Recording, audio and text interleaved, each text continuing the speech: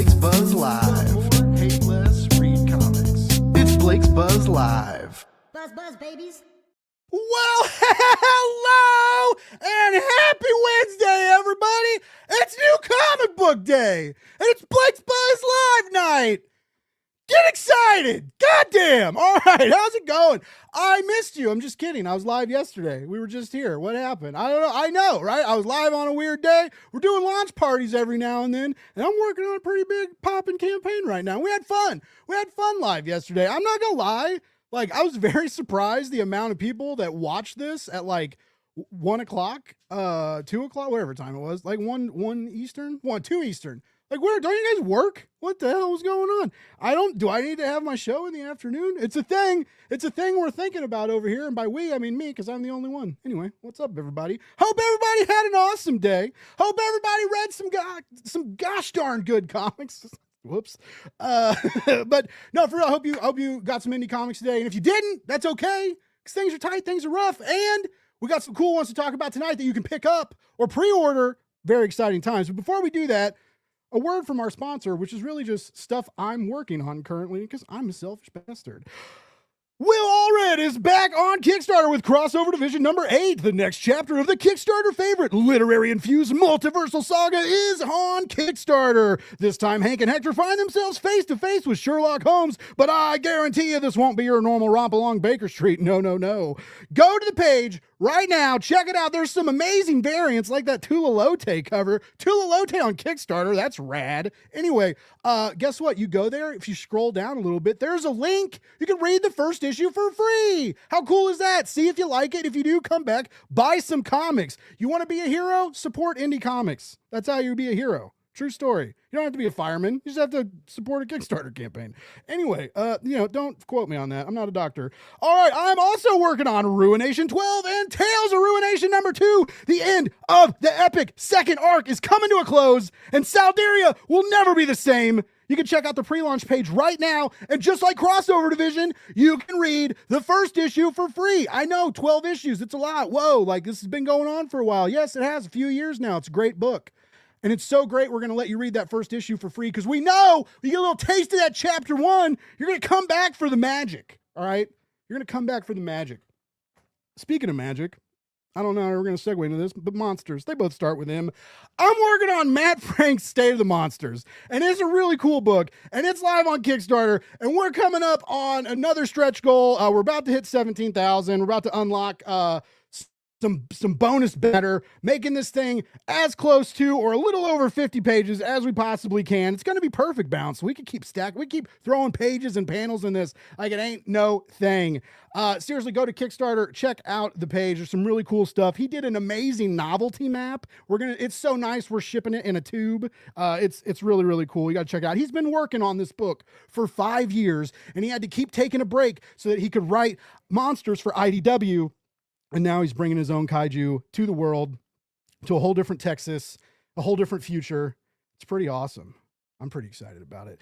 And by the way, are you a creator with a comic book or passion project and you aren't sure where to start with crowdfunding? Well, guess what? I do. Hire me.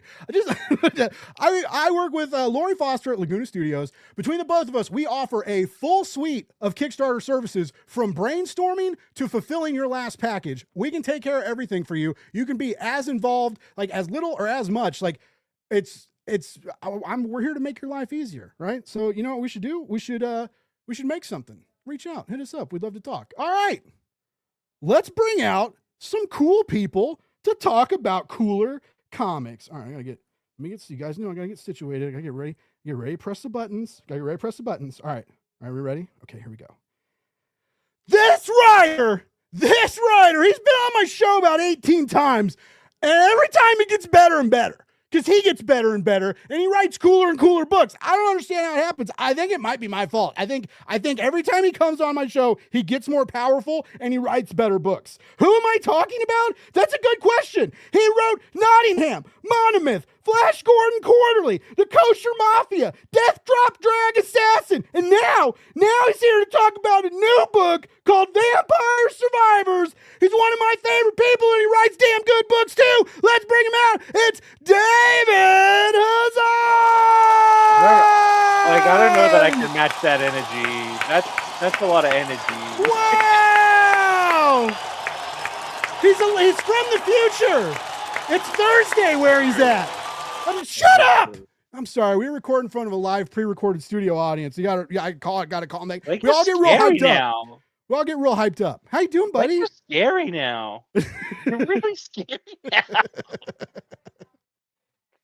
I'm an unstoppable force. I'm doing good. How are you, my friend? I'm good. I'm tired now. I need a nap. that intro took it out of me. No, I'm very stoked to talk about your new book. I was telling your illustrator in the green room, the green room, whatever. It would be a yellow room, I guess, technically, because it's yellow here. Anyway, we don't need to get into the semantics of it. Yeah, I know. We don't need to talk about my dreams of having a yellowish back room that creators can sit in and explore, and like new doorways open up, and there's like people and a pirate, and you can eat them too. It just sounds like your like sequel to the Backrooms. Yes, you know? Yes. And there's lots of hot dogs. Anyway, I was talking to your illustrator, and oh man, I'm so excited to talk about Vampire Survivors. Like, it's a rad book. It's a simple premise that you've really strung quite a tale out of, pulled some cool characters out of. Because I was looking at the game, and the game's like, it's not a narrative heavy game. It's let's cut people up. Let's kill as many bloodsuckers as we can before the sun comes up kind of deal. And you kind of took this weird world. What bloodsuckers? Oh.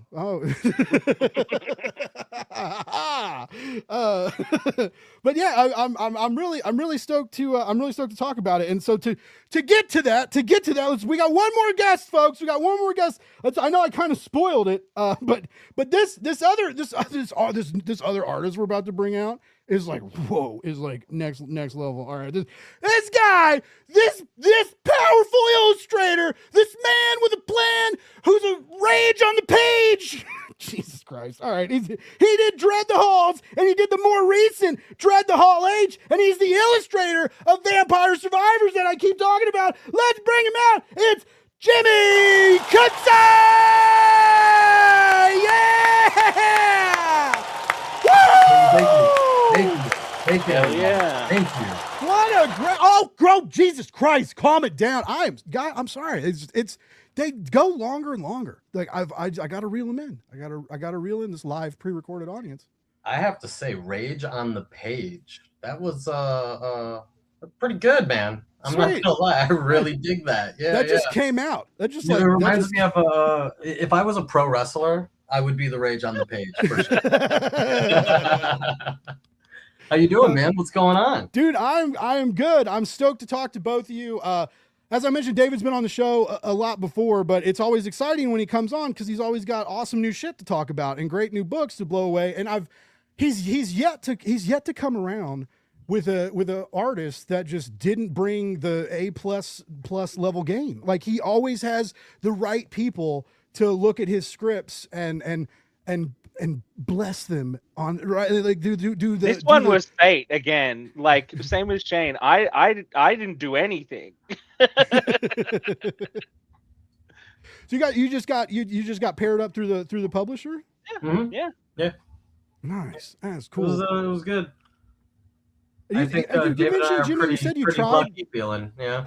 You mentioned you tried out for him. How does something like that work? Because like, I thought it was just usually like, typically, an editor, or you send your portfolio around, right? Like stuff like that. Did they actually like have you do test pages or something? Yeah. Wow. Yeah. For this project, I had already been in contact with Titan prior, just here and there. And then they had the IP. Now David had already gotten into. I think you were done with all the issues, but you were typing up 3 and 4. Yeah. So the first 2 were completed, and then they reached out. The awesome editor Ibrahim Kazi, who's been great. He hit me up and was like, "Hey man, we're doing this Vampire Survivors comic, and we're wondering if you wanted to try out for the licensor, just so that they can get a feel for what you have going on." So I did that, sent out 2 of the pages, and here we are. Yeah, now I'm the artist on Vampire Survivors, and I'm in this interview, and I'm drawing a page literally right now. So yeah, it's good. It's good stuff, man. Like, so don't mind me, everybody, if I'm with my head down. No, it's up, I love it. I love it. There's several artists. Kelly Williams was on the show 2 weeks ago. He was drawn. Kelly Williams, that guy. It'd be terrible to find out I'm doing something with him. Something new, or in the Flash Quarterly? Oh, you don't even know. Oh, that's exciting! Oh, let's go! Come on, another round of applause for something that you can't even talk about yet, which is fine, but that's exciting. I love him. He's I'll put it this way, it's something you've seen before. Oh, okay. All right, that's interesting. That's super interesting. Before we get more into it, we got a couple people in chat. I just want to say hey to everybody. We got Kenneth stopping by. Always good to appreciate you saying hey to us, hey to the experience. By the way, we are multi-streaming to so many different places. We are streaming to the EXP to almost over 4,000 people on the EXP network and comic shops all around, which is amazing. We're streaming to my channels, 2 YouTubes, 2 Twitches, 1 Instagram, 2 Facebooks. We're everywhere, baby. The only way we're not is I'm not cool enough to stream on LinkedIn yet. So if everybody wants to go follow me on LinkedIn, if you really want to see Blake's Buzz on LinkedIn, where the real party's at, we can make that happen for like 200 more likes or follows. I don't know what the rules are over there. I don't really care. I don't want to stream on LinkedIn. I don't know why I'm there. It's not a fun place. I didn't know you could stream on it. To be they'll do it. They do it. They want you to put shorts and all this stuff. And, sure, it's social media. Yeah, so they're just like, yeah. They all eventually turn into like a plug and play platform where everybody has the same things. Yes. And you kind of like, oh, my reels go on YouTube or LinkedIn, but not Instagram. Yeah. I put them everywhere. I'll take all 25 hits on each platform, please. I scrape by everybody. But also Mad Prophet Tommy saying he loves listening to me scream. I appreciate you. Also, by the way, Tommy and Paul on Tuesday nights, 10 Eastern, do Aggressive Positivity. These 2 dudes are awesome retailers, and because they're retailers, they get the comics the night before, right? So you can tune in on Tuesday nights, find out some cool stuff to buy on Wednesday. Pretty neat, and they're fun. They're fun guys to talk comics with. Also, we got Hydrosylum Comics says his wife plays Vampire Survivors a ton. We'll more likely be picking this up. Well, we love to hear that. I'm pretty sure both of these dudes would appreciate you pre-ordering that Bad Mammer Jammer. You are on FOC right now, or it can be pre-ordered, right? No, we don't. FOC was Monday, but I will say this. All right, I will say this. I don't know how other people's comic shops tend to roll, right? But my comic shop is really cool personally, and I always forget to pre-order comics within the right window, and somehow I still manage to get them when I'm supposed to. So even if you missed the FOC, just ask your local comic shop. Especially if you missed the FOC, just ask them. And then chances are they can put it in, and it might come. Let's sell this thing out. Let's sell this thing out. I was gonna say, there you go. Yeah. In fact, you know what? Time it happened. Like, in fact, only order it now. Okay? Yeah. But I mean, David's such a hot shit writer these days. It's probably gonna get like the multiple print. How many printings did Nottingham get? 12, 13.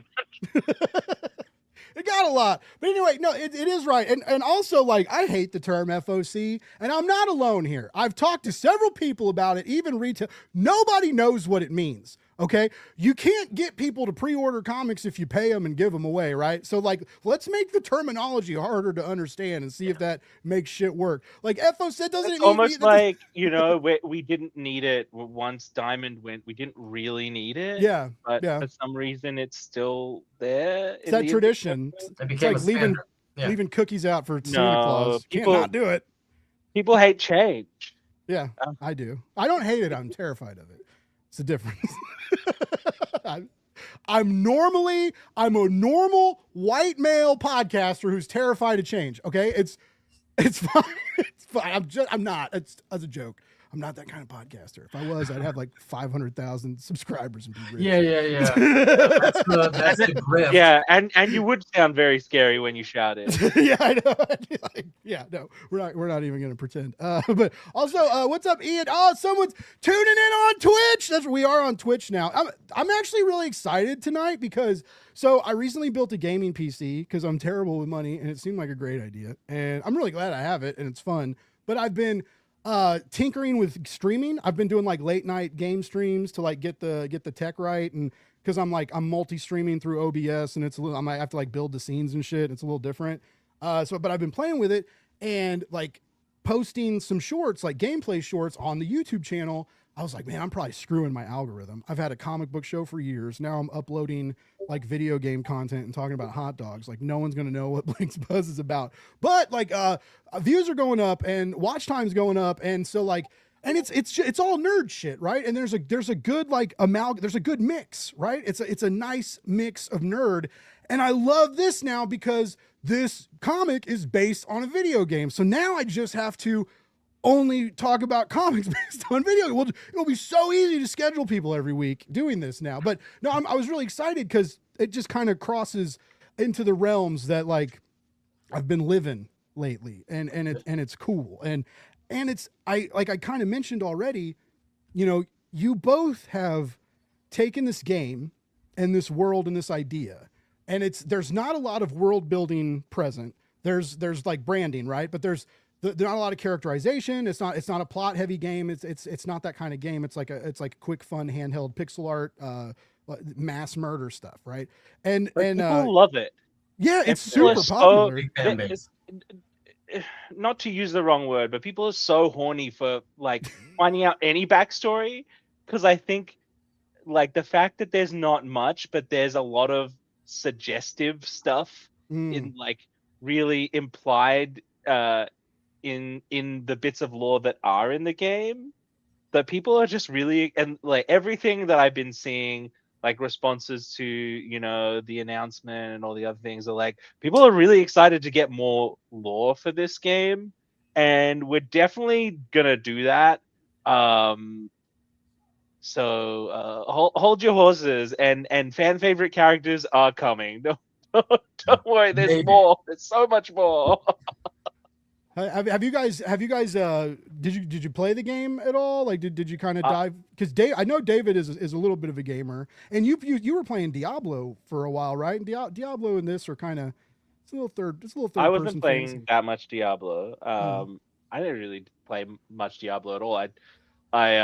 But You this asked me game, to play it one time, so I assumed you're like, Blake, we should I play asked you to Diablo. play it probably because there was nobody to play it with. Oh yeah, I'm the last guy to get picked on the basketball team. F me. All right, sweet. Yeah. Anyways, David's a fake gamer and a fake friend, but Jimmy's a real one. Jimmy, tell me about video games. Well, I'm not a gamer, but I do play video Honey, games. Right? like, where are they? Did you ship them to me?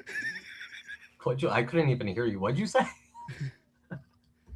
StreamYard's been doing this really shitty deal where instead of just letting us all talk at the same time, it tries to mute us, and it's like, Oh, is that what's happening? yeah, it's like if we all laugh at a joke, like because when I'm so funny and engaging, and you guys laugh and get into it, StreamYard just wants to ruin the fucking vibe. Cole, you did not miss the hot dogs. It's gonna be okay. We played Arc Raiders together one time, and Cole got me killed, and I lost all my stuff. And that was a bad week, and that was like one of the last times I played Arc Raiders, because I I can't. I get a little burned out, like losing all my stuff all the time. You know what I don't get burned out on though, is a glizzy. I told you didn't miss it. I made some street card onions. Okay, these are homemade spicy New York onions, and they're good, babe. So good. So good. Oh. I didn't know hot dogs were actually part of the show. That's awesome. Mm-hmm. Yeah, Why didn't you ship one to me? What is this? Dude, I would have made one just for this. For this moment, I would have had one. Yeah. It's the only hot dog flavored comic book show online, guys. Probably. Probably. It's funny because for a while, Cole, get off the screen. For a while, I thought that I was original. And I was like, oh man, no one's doing hot dog comic or content until I started doing hot dog content. Now I'm flooded with hot dog content, and I'm one of many. There are many people. There are people writing hot dog songs, people in hot dog suits, but you know, whatever. But nobody has hot dogs and comics together, right? Not yet. No. That's just you. I haven't seen it. I haven't No. seen it. I have I'm seen a gonna burger tell you a comic, story. but yeah. At Kansas City Planet Comic-Con this year, I got to go, and I went crazy and did 30 interviews in a weekend, and I still haven't edited them. I've edited one since March. I have 29 more to go. And I got some good, like I talked to Dan Mora, and I got some cool people sitting around. Anyway, I had this hat, right? My old job, for a second, I helped launch Comics the Magazine, and I was going to go to C2E2, and I was going to have the issues on me, and the deal is find the guy in the hot dog hat and get an issue of Comics the Magazine, right?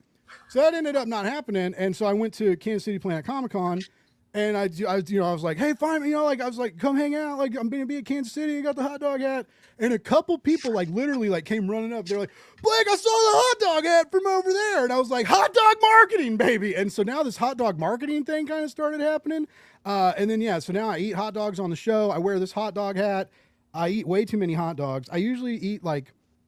Just on Wednesdays, I knock down 3 or 4 dogs live. Usually, I got 3 tonight. Sometimes I bring 4 if I haven't eaten yet.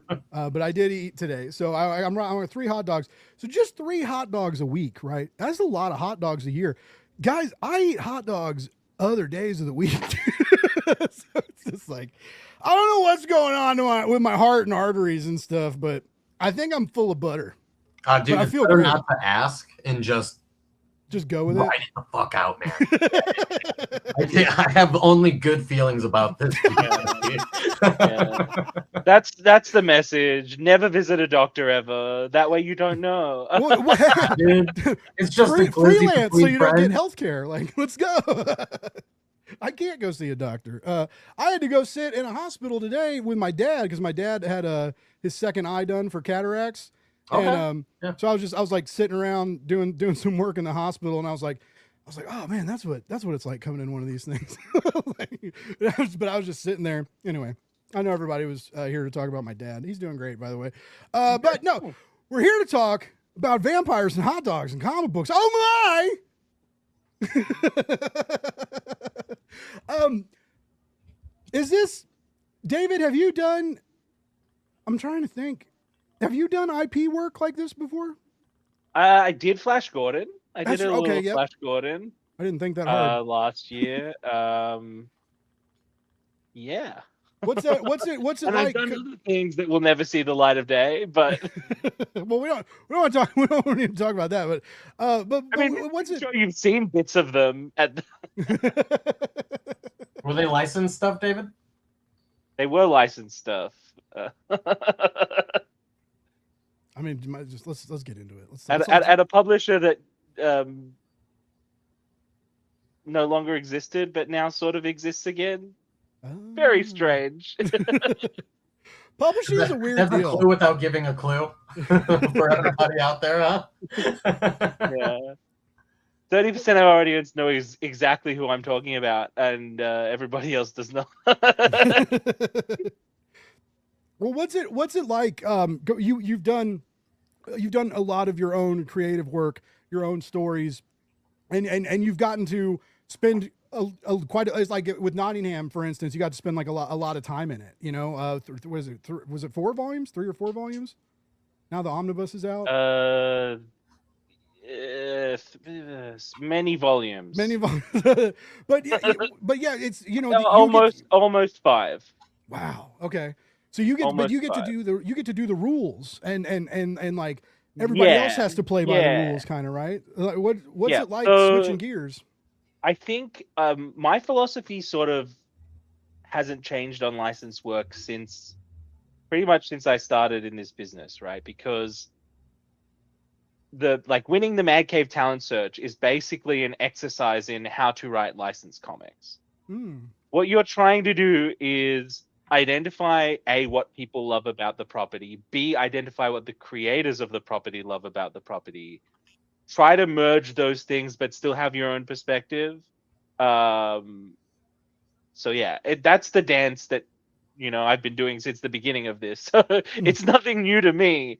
But I think the formal structure of it is different in that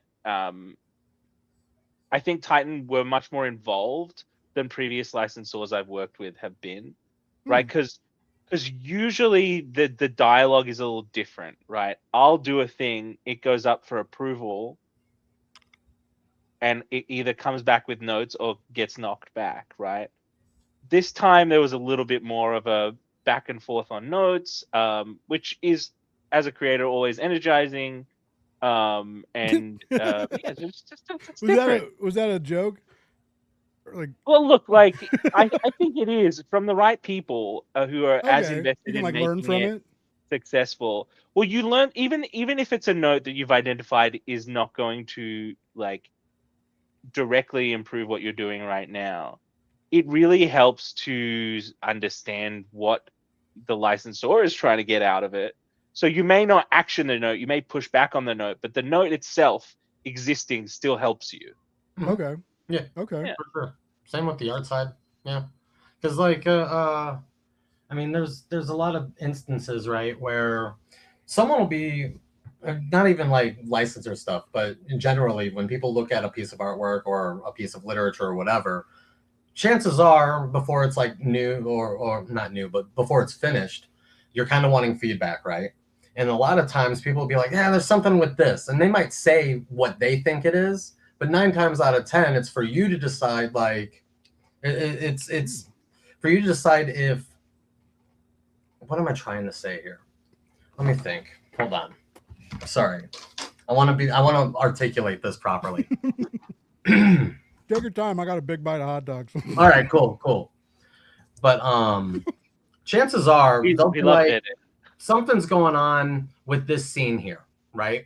And they'll be like, I think it's X, Y, and Z, right? Chances are it might not be X, Y, and Z, but there is something wrong with the scene, right? So they're on point, whether it's a licensor or just a fan or a peer looking at something before it goes out, right? A lot of times people can sense that something can shift here, but they don't exactly know what it is yet. And that's kind of where like I come in or David comes in or something with a little bit more not expertise, but knowledge on the subject, right? Of like whether it's making a comic or if it's doing something for an animated movie or whatever, right? I don't know, I probably said that all wrong, but David, you're better at speaking. Go for it, man. Yeah. So I think like responding to someone's intuition about story is not necessarily a bad thing. I think everybody, like by way of being socialized, has storytelling instincts. And so if they go, I don't like this, they may not necessarily be able to articulate why, but you can go, all right, well, what is it about this that isn't working? How do we, unpack it and rebuild it in a way that works for them? Sometimes that requires asking for more feedback. Sometimes that requires just like a dialogue about, okay, well, I think we can punch it up like this. And then they respond to that idea and that gets the dialogue rolling. So it's like, I find it more often than not a creatively energizing process, because otherwise I'm just sitting in my little cave putting words on a piece of paper, which is, I think, why I struggled a lot with this one. Like, oh, really? Well, it's hard when you're writing all 4 issues of a series before like the artist even touches pen on paper. It's Oh harder yeah. for me. Wow. Yeah, so there was like Visualize it some as things, well. like at one point in time in like the first script, actually, Yeah. there's a scene on the second page, and this isn't like a spoiler or anything, so I can go ahead and say this. On the second page, I have to have one of the characters grab another character by the lapels, right? But this character does not have any lapels, right? Like there's no lapels on this dude, but he does have long hair, so I have him pulling the hair instead of the lapels to kind of like bring him in close and yell at his face, right? I thought ended up being way funnier anyway, right? Like it's so much funnier to grab someone's hair, especially if we're talking about siblings, maybe. To bring them on in and then We just can have say like that. I think we can say that. waving at somebody, right? I was Like, telling Jimmy, David, in the green room, because this was the first time I'd seen Jimmy's art when I got to read the first issue of this, and it's just, dude, I know I'm not supposed to say the F word, chat, but like it's fucking gorgeous. Like you guys can say it's supposed to be like PG-13 rules, so I get like 1 or 2. If the guests do it, it's not my fault. Okay, I already did it. Okay, so here's an example. Here's an example, right? If I had seen Jimmy's art before I'd started writing issues 2 onwards, Okay.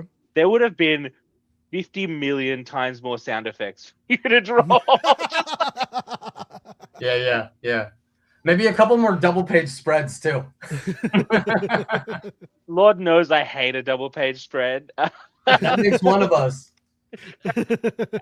I low key when I saw that. Go ahead. Yeah. It's faster to write, but I'm like, I only have so much space, buddy. Yeah.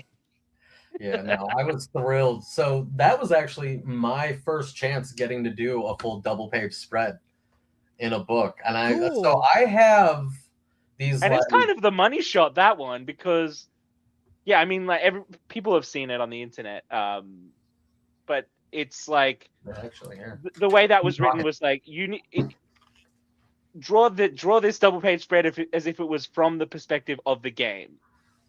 So like, I think he's gonna show. The game is all about them being surrounded by hordes of monsters that they're trying to kill effectively with their auto attacks. So like, yeah, it was so crazy, dude. That line work, dude. Seeing it without the colors is unreal. What the fuck?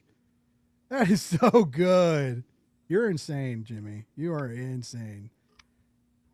But yeah, David, I was telling Jimmy that your tone is usually heavier in a lot of what I've read from you, and like Jimmy's art kind of, in a sense, demands that heaviness, like a monomyth style, right? Like visually it kind of has that vibe, and like there's dark and people are dying, people are scared, but it's juxtaposed with this lighter tone, and like the sibling dialogue works really well, and it just like it really worked. It just really pulled everything together. Like it kept it fun, sexy, and dangerous. And I feel like in comic books, those are like 3 things that you want, right? I mean, like you don't want your book to be like lame, ugly, and safe.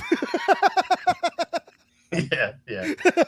True. But like it some really is do, working. And you have to fight them and be like, what if you didn't make this lame, ugly, and safe? Sometimes. Yeah.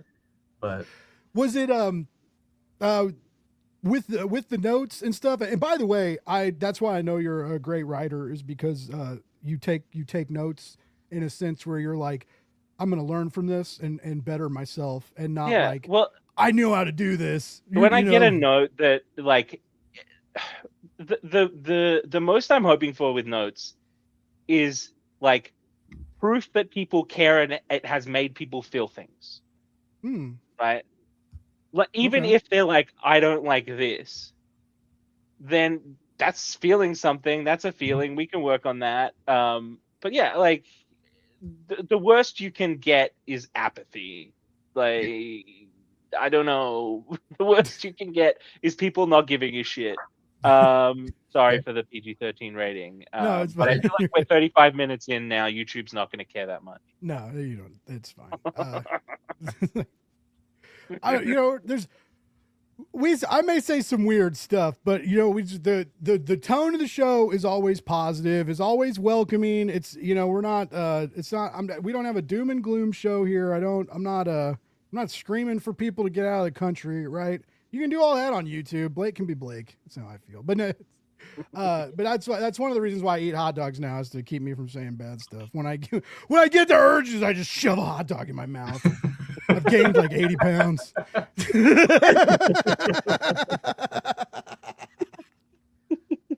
was losing weight for a while until I found hot dogs. I quit cocaine. Hot dogs. I quit drinking. I quit everything. I quit smoking cigarettes. The hot But dogs if you wanted to lose weight, why not keep with the cooking?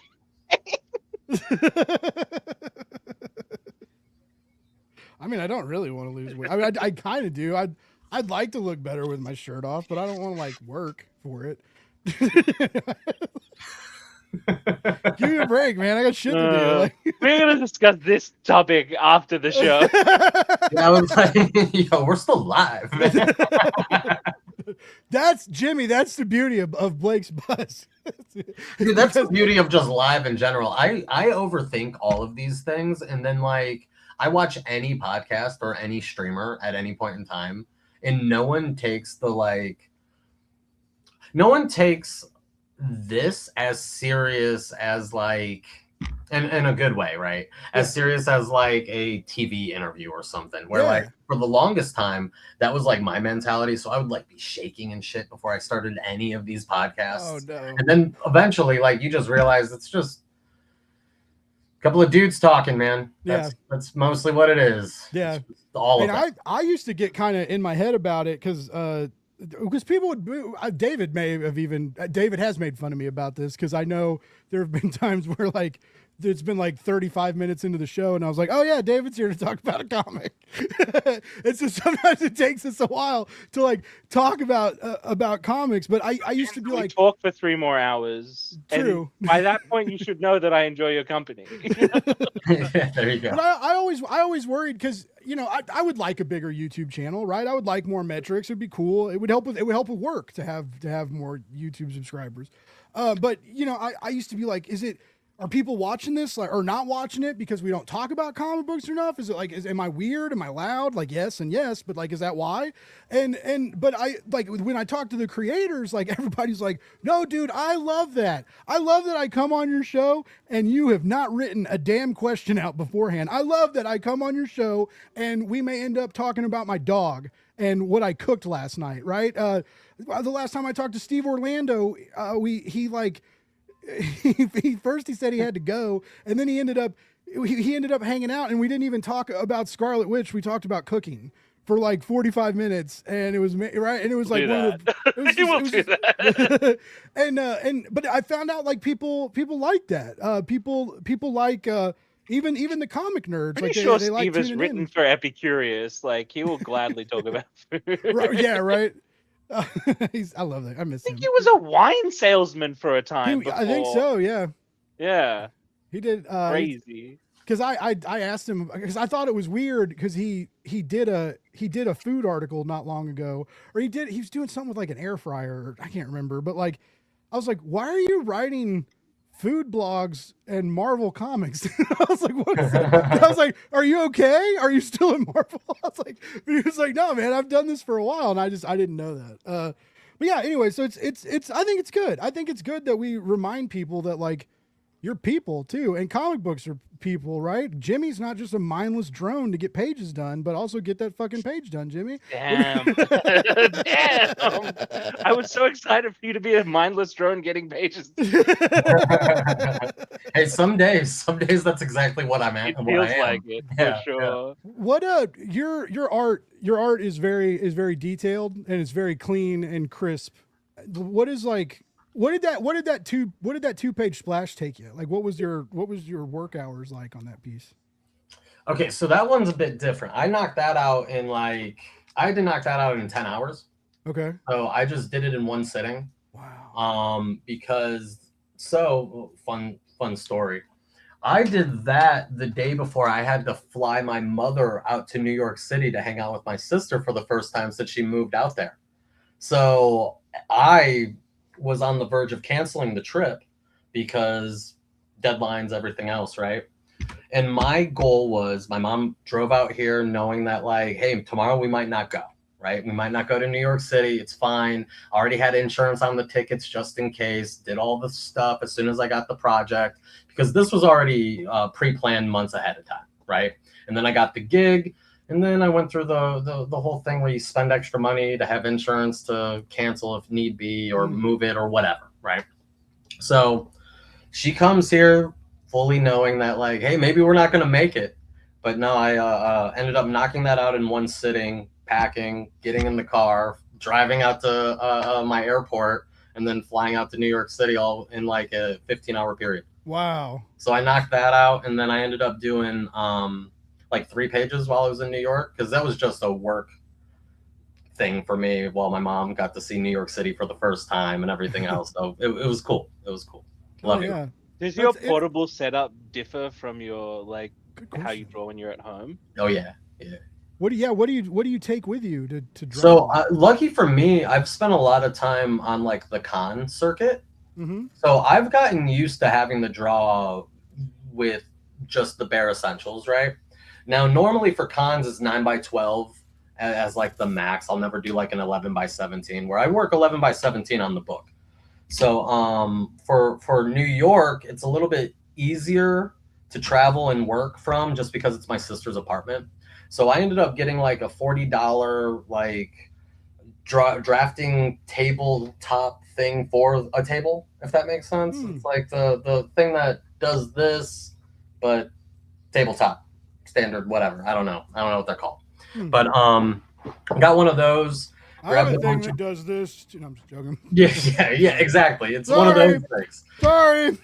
I don't make enough money to buy one of those things either. You gotta be a rich man for that kind of passion. You gotta be rich, bro. You gotta be rich.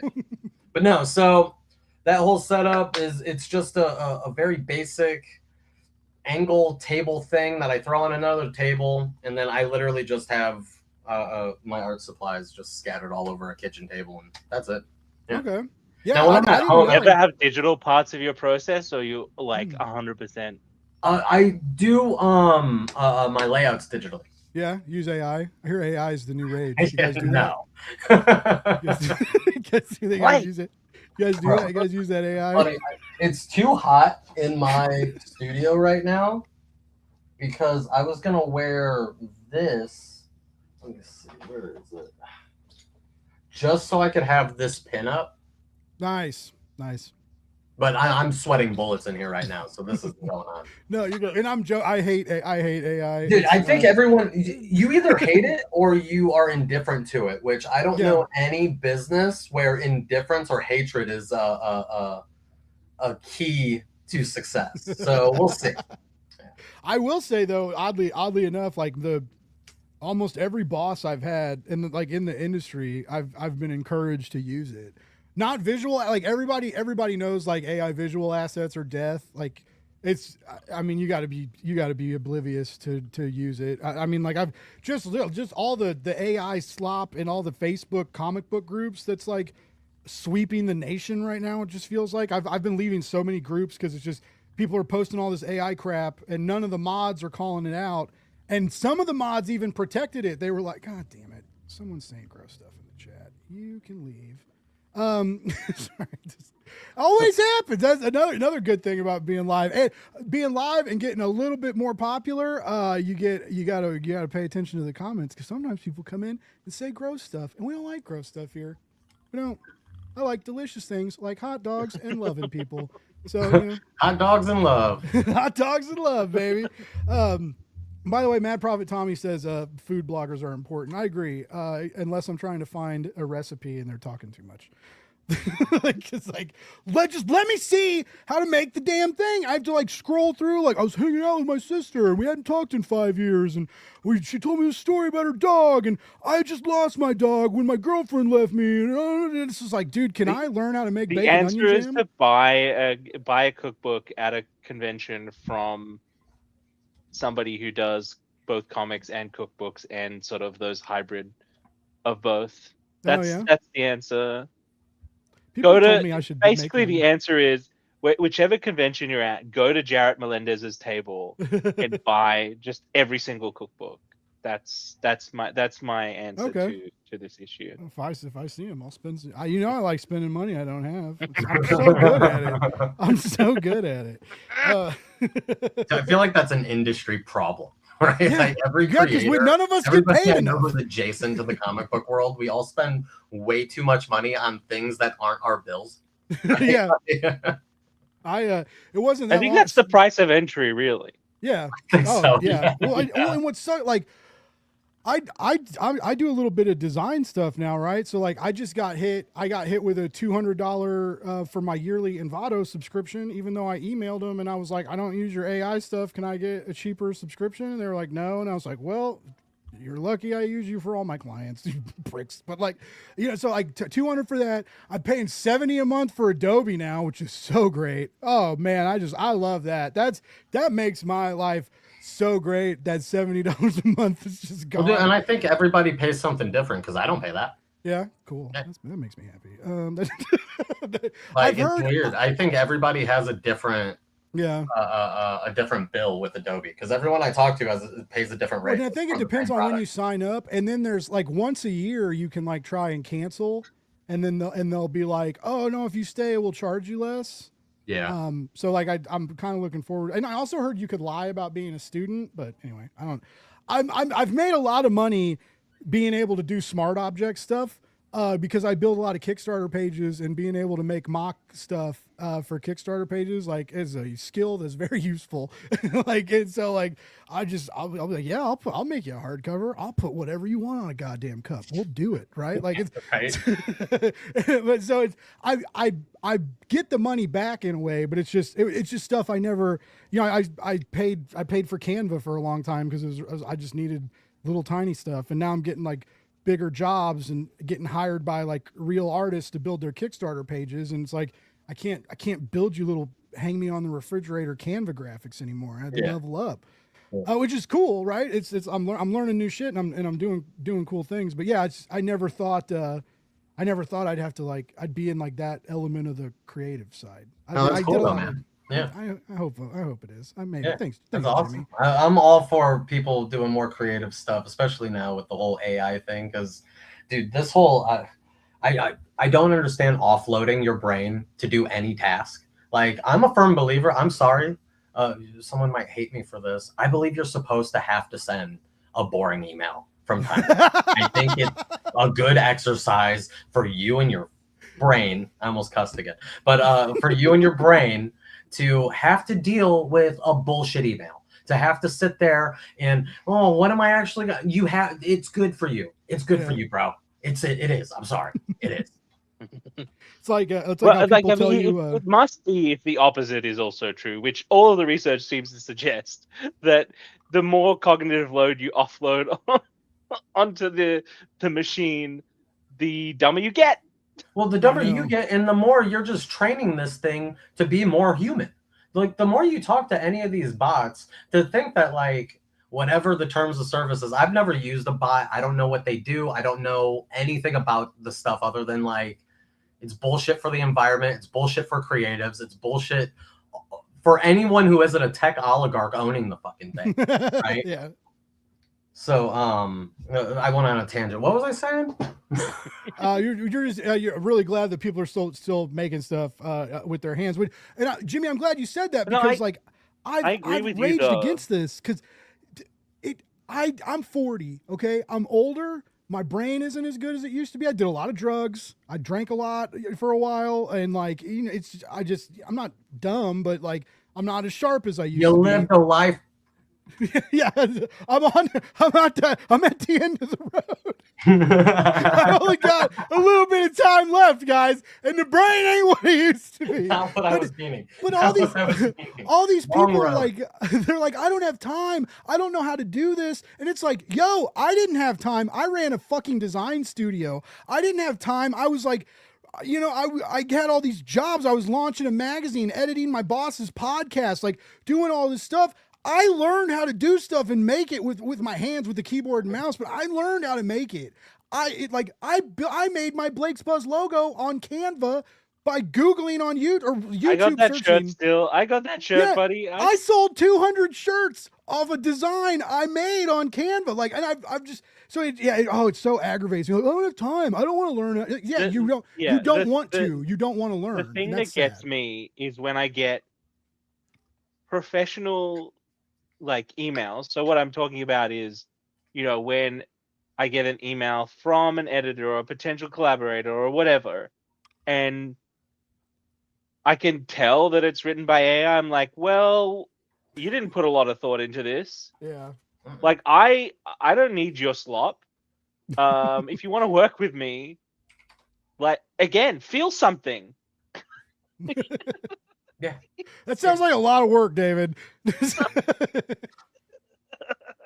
That bums me out. That's because I have heard that, like it, and like I said, I've had bosses encourage me to do it, like, oh, just send the client like a how-to deal on like how to set this up, and it's like, whoa, dude, you want me to like take screenshots and like write all the steps, and like we're already behind on this project, and then it's oh, just have AI do it, and it's like, well, that didn't make me happy, and it's just more and more I do realize that a lot of people use it. The only thing that I have hope for is that at least people really do seem to know in comics that visual AI assets are death.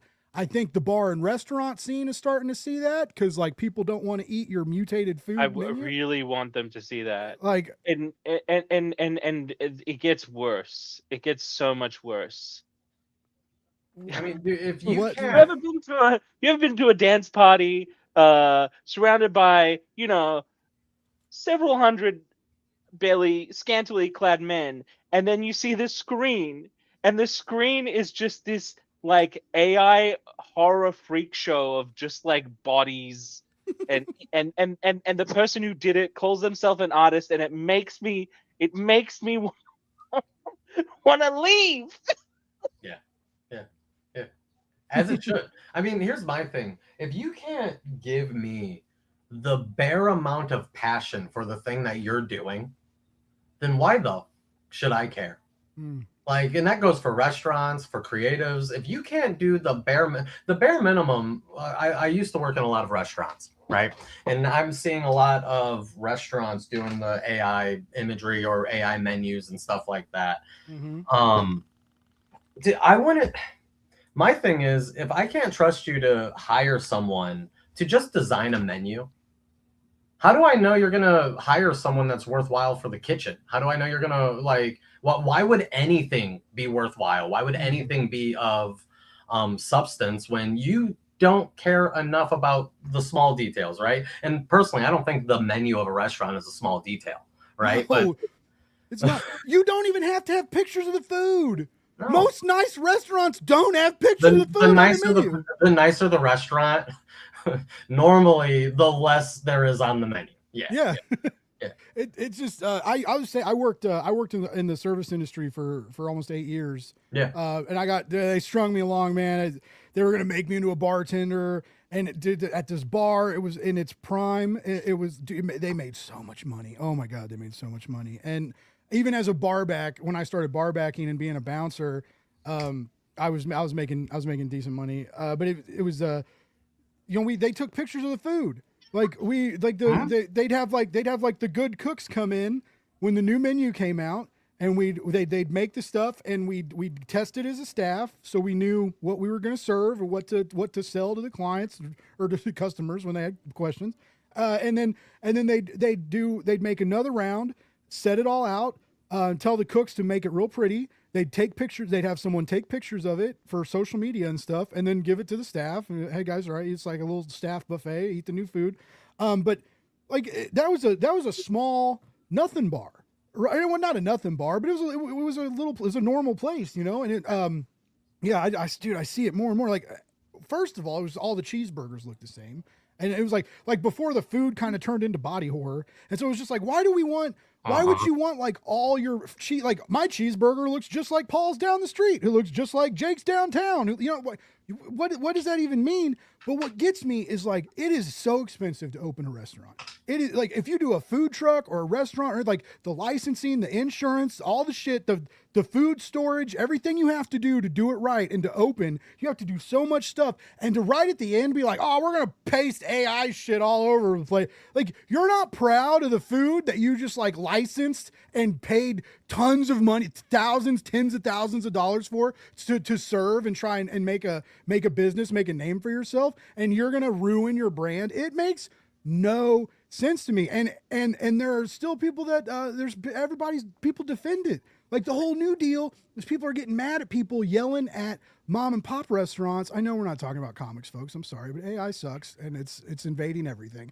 And if we don't yell about it, we're all going to be talking in ones and zeros. We're going to be beep booping. Is that what you want? You want Blake's Buzz? Beep beep boop 1001 It's kind of already happening. I keep seeing things where people claim that people are taking the style of like ChatGPT in their writing because they've been using it or seeing it so often that they start incorporating it into their like. And I don't know if that's like primarily a corporate thing where you're already using it because your bosses are asking you to or whatever. So then it's like anything. If you, as a creative, right? If I watch nothing but Digimon, my character designs are gonna have a flair of Digimon in the design, right? So I wonder how many people are like ripping ChatGPT's style. You can't really call it that; it's not. But like that form of speech, and just utilizing it, and not thinking about the fact that they're kind of like silencing their own voice without even using the fucking bot. Freaking bot.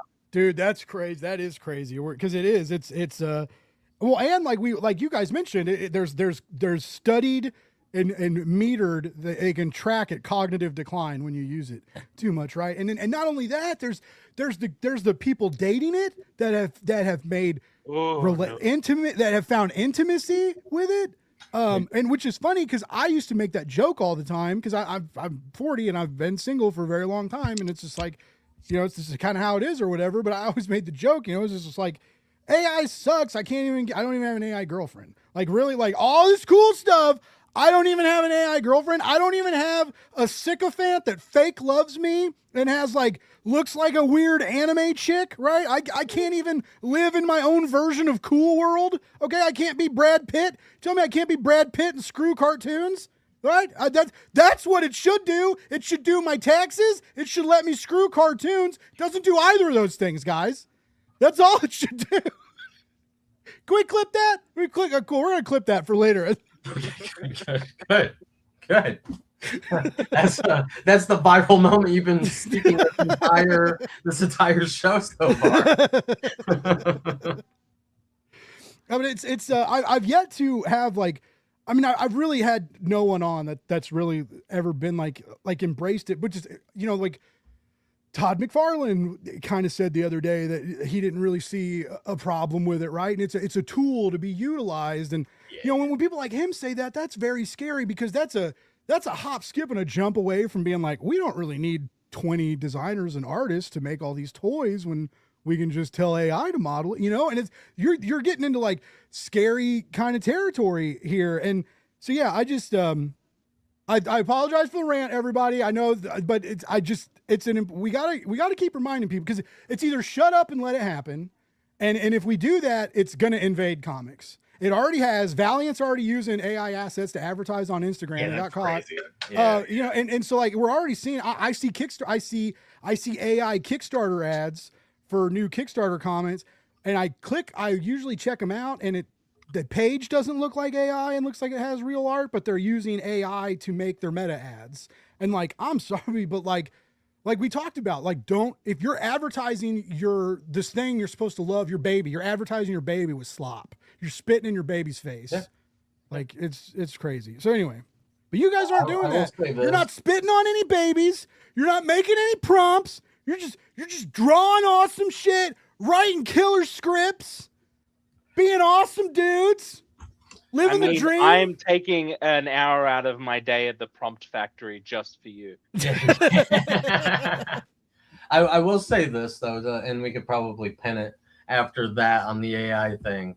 I will say that if any of the publishers, again, I think you're right. I think the publishers largely see that people hate it. The consumer either dislike it or they are indifferent to it, which is not good for business, right? But I will say, if the industry did move towards an AI based, like where publishers are just using AI, then you know what? Let them They're lose out. devaluing the product, Let so them- much that Go ahead. What? they're devaluing the product so much that it's just not going to be the people are going to buy this. That's what I'm saying. And you know what? All those people that used to buy books from major publishers, they're going to come to people like David. They're going to come to people like me who are going to still be working and still be creating comics for the people, made by people, right? No, I think that if the industry decided to do that, it would immediately implode, and then you would see a crazy boom of independent creators turned not so independent creators overnight, because the new industry would literally just be Kickstarter as the company that everyone is just working under to produce all their stuff, right? Yeah. Again, I don't think that that's what's going to happen, but like I trust that the fan base for comics, just with seeing how like hateful they actually can be over this, it shows their passion for it. It shows how much they dislike something, and it shows how much they love something too. Yeah. And if they're willing to love this as much as they do, which David, I know we've talked about fans before, they love this stuff, man. They're not going to let AI take it over. They'll just move to something that they do like, and it'll just be us creating more stuff, and that's it, right? Yeah, I agree. It's I'm going to add one more deal just because you kind of mentioned it, but I do work with Laguna Studios. I partner with them. We do a lot of we're doing the Matt Frank's State of the Monsters right now, and they also do they're a fulfillment studio, and so we do a lot of stuff together. And they just opened a comic art school in Texas. They like the front part of their warehouse they turned into like a indie comic storefront and art studio. And they do like you can go do like painting classes, and like comic people come and do signings and do lectures and talk about art and do kind of like mini seminars and shit. They've got the colleges, the local colleges reached out and wanted to send them interns. So now they've got like some art student interns, like illustrator interns, graphic designer interns and stuff. None of them use AI. All these 20-year-olds are like, screw that. Yeah. I want to make real art. I want real shit. I want real passion, real humanity. And like that made me so happy. Anyone who wants to do this job, like it blows the AI sycophants' minds when I'm like, no, I want it to be hard. Like writing shouldn't be easy. And some things are easier to write than others because of practice, or because of, you're into a particular thematic thing, or you just like the idea just falls into place in some way. But like, if you don't enjoy the struggle of trying to figure it out, what are you doing? Then it's just an exercise in ego. It's not like you want more to say that you did this than you want to actually do it. By the way, Richard Fairgray just popped in and says he got here late. Do we like AI?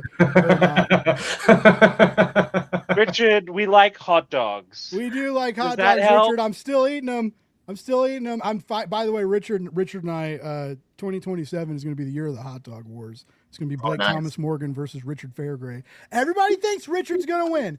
Everybody thinks Richard and his fancy dick pics and his love for hot dogs is just going to sweep Blake's legs out from under his feet. That's not how the saying goes. But you know what I mean. Well, he's going to sweep me. He's going to now sweep I me. just have an image of you two kissing in my head. So. Well, I do too. Nothing wrong with that. Yeah, nothing wrong with that, Richard. Damn it. Anyway, love you, Richard. I mean, this bite goes out to you, big guy. They're cold as fuck. Those are cold hot dogs. All right. Well, the onions are cold too. They still taste good though. What was you saying? He left the Wilco concert early so he could get to the hot dogs fat. All right. He also ate hot dogs off the floor and got sick. That's his excuse for why he's a bigger fan of hot dogs than me, because he ate rotten hot dogs when he knew they were rotten and he knew he shouldn't have eaten them, and he got. He's sick. a bigger fan, bro. Like I don't need to hear I like you, Jimmy. anything else, man. That's a bigger fan for sure, dude. Yeah. Like you might like a clean dog, but that guy it doesn't matter, bro. It's like I need the avocado hot dog, the clean dick hot dog. Yeah. You guys know that? You guys know that's what avocado tastes like? You do know. All right. Anyway. I'm gonna respectfully abstain from commenting on. Speaking about respectfully, I'm gonna respectfully. We got that's a bad segue. What am I doing? All right, David. David has put me back on the rails, and we've just got a brand new trailer. That wasn't the intention, but we're gonna play this trailer real quick, and then Richard's gonna come on. And we're gonna Lady in the Tramp with a hot dog real quick. I don't know how we're gonna do that remotely, but we'll figure out a way. It's really easy. You just have to set the cameras up next to each other, so like Jimmy and I are now, and you each prepare the full hot dog, right? Yeah, there you go. Yep. Oh. I appreciate the level of faith you have in the production of Blake's Buzz, David. We're not quite there yet, but maybe one day. But all right, let's bring up this video here. Can we do that? We can do that. All right, hopefully we're going to play this and there's going to be sound and everything's going to work. Let's see if it happens. Sound? Can we hear it?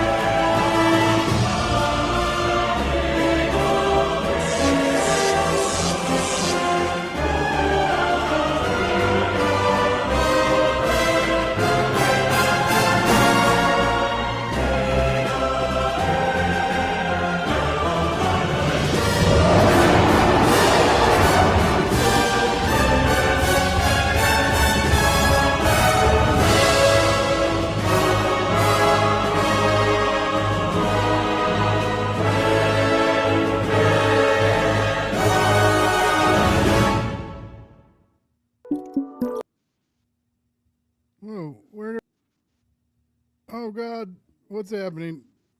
There we go. We've moved, but that was a cool trailer, dude. Jimmy, I liked your art before. It looks even cooler when it moves. Oh, dude, that's actually my. Should figure out how to do that. That's my first time seeing a trailer with my art moving too. So that was a big one for me, man. Nice. It was cool to see it. Yeah. I was gonna ask I'm very impressed with the colorist too. What was it like seeing your line work come back with explosive colors like that? Because I feel like that'd be a pretty gnarly experience. Oh, it was awesome. So I talked to him right before this interview because I wanted to get his name correct. He asked me to just refer to him as John because that's what he goes by with English, right? So I'm going to refer to him as John from this point forward, but John is not written anywhere in the comic. Okay, so like just keep that in mind. But no, working with John has been great. It was all kind of random. So one day I was like hanging out and then my Instagram just blew up with like 6 different colorists that started following me. And I was like, oh, I think they're trying out colorists today. So then, he got in contact with me after he got the project and got the gig and was, just kind of did a short little, hi, I'm going to be coloring your stuff. I checked out the issue. It looks, So it was awesome. And then once we actually got the book back, I mean, that first page, like, I think the trailer did a really good job with the lightning and everything, like showing how intense it was. That was enough for me to just be like, okay, we're safe. We're good. Just go do your thing, have at it. we're off to the races now. So yeah, no, it was super exciting to see John's work online. Very cool. Jimmy, we got Austin Allen Hamlin, who's a creator with Source Point Press, says he met you years ago at C2E2. He got a primal print from you. Oh, hi Austin, how are you doing, brother?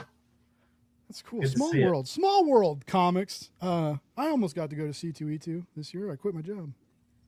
Okay. That's twice. Last year. That's my home show. So yeah, are you from Chicago? Kinda. I lie and say that I am. I'm actually from the state right next to it, which sucks. But no, yeah. So you're kind of a Midwestern guy. Yeah. Yep. I'm in Kansas City, the Missouri, the cool part, the Missouri part. Okay, cool. Yeah, no, I'm out of Indiana. Kansas part. Yep. No, that's yeah. I hear C2E2. I'm learning a lot more about where you live from Ted Lasso. That's what I right, dude. All right, I know. Damn it! Now we're gonna get sidetracked again. That was so crazy. I haven't watched the new episode yet, but that first episode, like, I've driven around that stuff all my life. Okay, like going to UMKC and stuff. Like I worked downtown for a little bit. I used to work at the Sweatshop Bakery. That was terrible because when I was a bouncer, I tried to play my hand and ask for more hours and ask for a bartending shift and didn't get it, and so I put my 2 weeks notice in. And got the worst job, then begged to come back like a couple months later. Anyway, but I've driven all over that, like, and I've seen these things, and it was so different to see it from like a cinematic angle, from like on a screen like that with professional editing and good music and like these phenomenal actors. And like when they were in Kansas City, like, dude, their press was everywhere. They were going around to all these bars. Like you could go out and like go to the places where they were filming and like stand around. So it was like it was a big deal for the city. And so it was really, that's what really I feel cool about the Matrix. Because the parts of the first Matrix film was filmed in Sydney. I didn't know that. Where I grew up. So like the scene with the woman in the red dress is just like smack bang in the middle of the city in Sydney. Oh, cool. And so like that's a place where I would walk past literally every day to go to work when I was living in Sydney. Well, so it's like the Matrix is way every cooler time. than And Ted even Lasso. Ted Lasso is pretty cool. But Ted Lasso made me cry more than the Matrix. Well, ever that's had. true. I also cried more watching Ted Lasso than the Matrix. God damn, I love when Neo finds out he's the one, though. Like, I will never forget that cinematic marvel. Wait, that's what Neo stands for?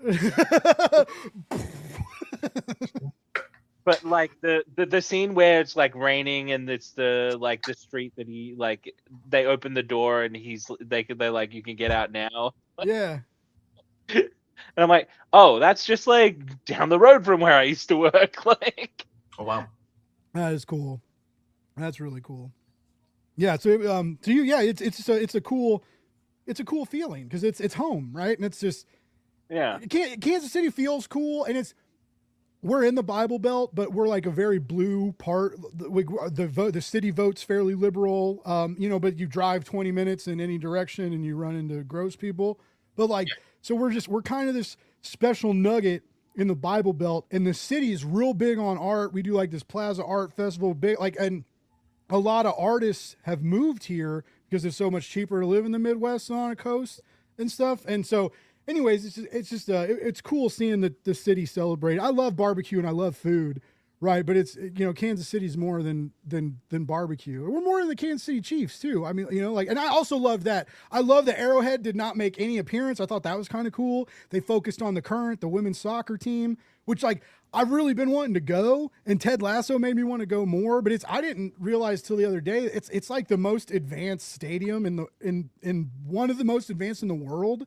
They built for this like women's soccer team, and which is kind of like, it was very not normal, right? It was that's usually reserved for like the major teams, the World Cup men teams and stuff. So, anyways, we do some cool stuff in Kansas City, and we're not the red hat wearing weirdos that a lot of people think we are, and so it was cool to see that part kind of shown so wonderfully. Because Ted Lasso is it's beautiful, it's wonderful. Like even when it hurts you, it makes you feel good. You know, like it's I've just never like, seen it, so I've only heard. oh good my things, God, so, Jimmy, like, leave right now and go watch it. It's fine. I love you. I don't have Tell us Apple where to. TV or whatever. It's Oh. Apple TV, right? Yeah. Yeah, dude, I'm not buying another streamer. No, that makes sense. I'm sure Ted Lasso is good. It's not $24.99 good. No, the only reason my parents, I've even tried. I've been like, Mom, Dad, like I have a VPN. Like I'll show you how I can steal you stuff. You know, like they pay for every streaming service. Yeah, and it's kind of cool. Like for me, because I can use their password. Yeah, you got that login info. But yeah, as far as the wallet goes, one VPN is like $20 a year. I know, yeah, but yeah, it's just I keep telling them, and like because Netflix is almost $40, I think now. Anyway, whatever. You guys are putting out a comic book. You have a really cool trailer. It's so hard to stay focused talking to David. We're cool, and we just be chilling, talking. It's easy.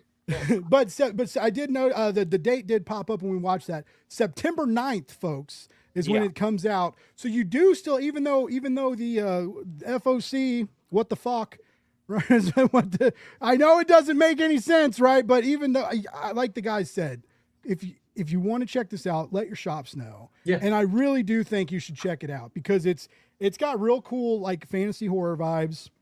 If you're a gamer, you know, kind of old school Diablo. If you kind of like good hack and slash stuff, they're taking all of these elements, right? This mindless clicking fun that so many of us have had for hours and hours and endless nights, right?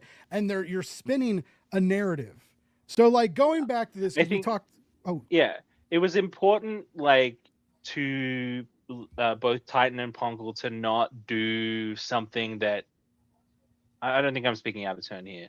To not do something that was like within the real world or like that acknowledges in any way that it's a game. They really wanted to just build the lore out from the bottom up. Okay. And I had a fun time doing it. And just like sometimes it did feel like I was sort of throwing shit at the wall and figuring out what stuck. Mm-hmm. But once I had the direction, it was so much fun. And I just got to like the weirder and wackier I made it, the happier they seemed to be. Yeah. I was just like, what? I literally, my entire task for writing this was, what would Christoph do? That's kind nice. Oh, I love that guy. Shout out to Christoph Borgak, so because he's having a great year. Yeah, oh my goodness, yes, doing a lot of cool stuff, getting some big two work, getting out there. Yeah, so yeah, pick up pick up Earth to Chris Cleavey from Harper Alley, and also pick up Lex Luthor Diabolical Genius from DC. Yeah, it looks great. It does look great, and looks friendly for all ages. It is, and which is good because like. What did I just shared a status about this earlier, but it was like 40 reading levels have dropped like 40% in the last few years because just people don't read anymore. No, what? It's almost as if when you offload your brains, your children think it's do the same thing. That's weird, right? And so I say this all the time because I usually make the joke that it's like the cigarette companies, you got to get them when they're young, but it's like comic books. It's not a joke. It's not a joke. No, I'm serious. Like, you don't think executives of these AI platforms are sitting in rooms going, "How do we get in on the ground floor? AKA, how do we get children being addicted to this stuff?" Yeah. You know, if coffee companies can do it, so can AI tech oligarchs. Coffee companies, vape companies. Yeah. Like, what are we talking about here? Dude, even have you noticed even the squirrels in America are addicted to vapes now? Have you guys seen this shit? Because so many people throw out vapes, and they're all disposable now. But anyways, squirrels find them, and they have like a fruity flavor to them, and so squirrels have figured out how squirrels figured out how to vape, and they get addicted to nicotine. I swear to God, I don't think I was dreaming. I really did read this article, but it was like it is true. So yeah, Are you checking it out right now? I see your eyes bouncing as you're like doing your own research real quick. Screen right here. I'm like, oh, that is true. David's like, no way, Blake lost Fact it. checking you. Too many Hold hot on real dogs. quick. Let me just Hold on real quick. The fact check is here. Do we want to start a debate? How do people feel? Yeah, so it's just like ChatGPT if it's real. It makes me want to hurl, actually. Hey, chat, does this really happen? Do squirrels really? And then it'll be like squirrels aren't even real. Squirrels went extinct 25,000 years ago, Blake. Yeah, there's no such thing as a fish, sort of. It's a squirrel. Oh man, I had an old job. I used to have to unscrew AI because we had a client. I was getting to write comics, and I ignored working for bad people because I was getting to write comics that were going to be released through Lunar, but I was having to take AI scripts. The art was already done, and then rework AI scripting into art that was already done into a new script with new dialogue that then the client would AI screw up again just so that he could like fix it or be a part of it. And so, but I mean, yeah, that was, and I ignored it. I ignored it, guys, because I was like, I'm getting to write comics, and then I was getting flown out to SDCC, and it was like, I'm getting flown to SDCC, and I got fired, and I didn't get to go to SDCC, and they took my name out of everything. So that was fun. Comics are great, though. They really are. You could just sometimes work for the wrong people, but then I learned a lot at that job, and then it got me a better job, and then I quit that job. And now I'm screwed, but that's okay. Now I work for myself, and I know a lot. I know a lot more, and you know, but it's whatever. But yeah, it's just make stuff, guys. Just don't let yourself get stupid, and please read, and please get some of these all age comics for the young readers in your life, like because they're great gifts. I guarantee you, like. Every kid loves getting a toy, but like getting comic books for like a birthday or Christmas, like. It's pretty cool, and it's literature. Manga and comics are literature. They count as reading. They're studied at the collegiate level.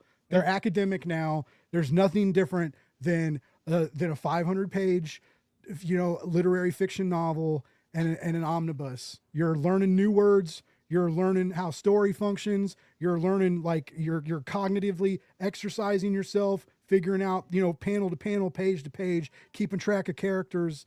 And growing with them. So it's just really, really encourage you to do that. And if you're if you're our age, if you're older, if you're old and useless like me, then you need to get this book we're talking about tonight. Cause it's a little bloody, it's a little violent, it's a little mean. I don't know if the kids would necessarily be like, I would get it if I was a kid. It's probably pretty close to the most age appropriate thing that I've ever done.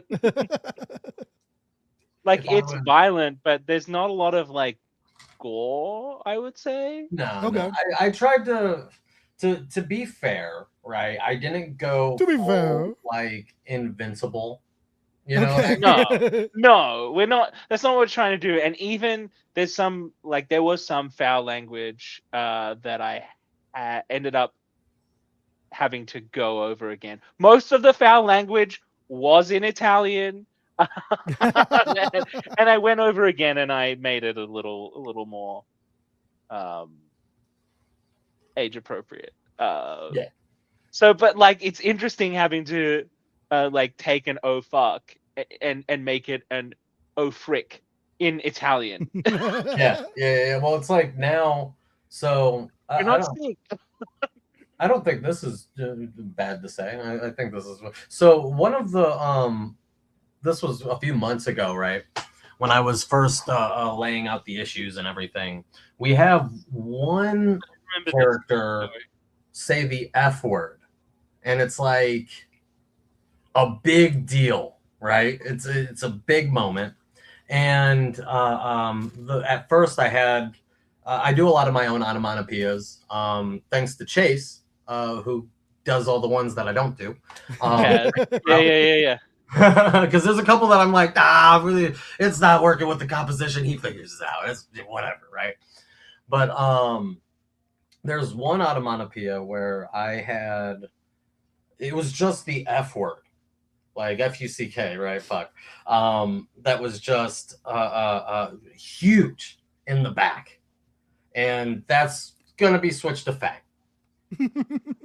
But it's funnier. Like, it is funnier to just hear, like, what the fang instead of what the, you know what I mean? Yeah. I think that like us nailing the tone, or at least me nailing the tone in the scripts, happened after. Yeah. I was like a couple of issues in, and they were like, "Can we tone down the swearing a little bit?" I was like, "My bad." Yeah. Let's fix that one in post. That's like you said. But I just went for irreverent because that's what like the whole game is. It's just irreverent. Yeah. Like, slaying demon scum. Not demons come. Sorry, that was But- bad. Sorry. now you're the one. I'm making the comments one! in the chat. Put me in timeout, Chad. I'm sorry. It's just a space Oh my god, away. is that Stony? It is Stony Williams saying, "Is Hell that yeah. the David Hazan? What's up, Stony? I miss you, Hell sir. yeah. I hope you're doing well." Also, Jimmy, you got a fan, Art of Brunson, shouting you out. Thanks for tuning in, Raymond. Brunson. What's up, brother? That's a great artist, by the way. Check him out.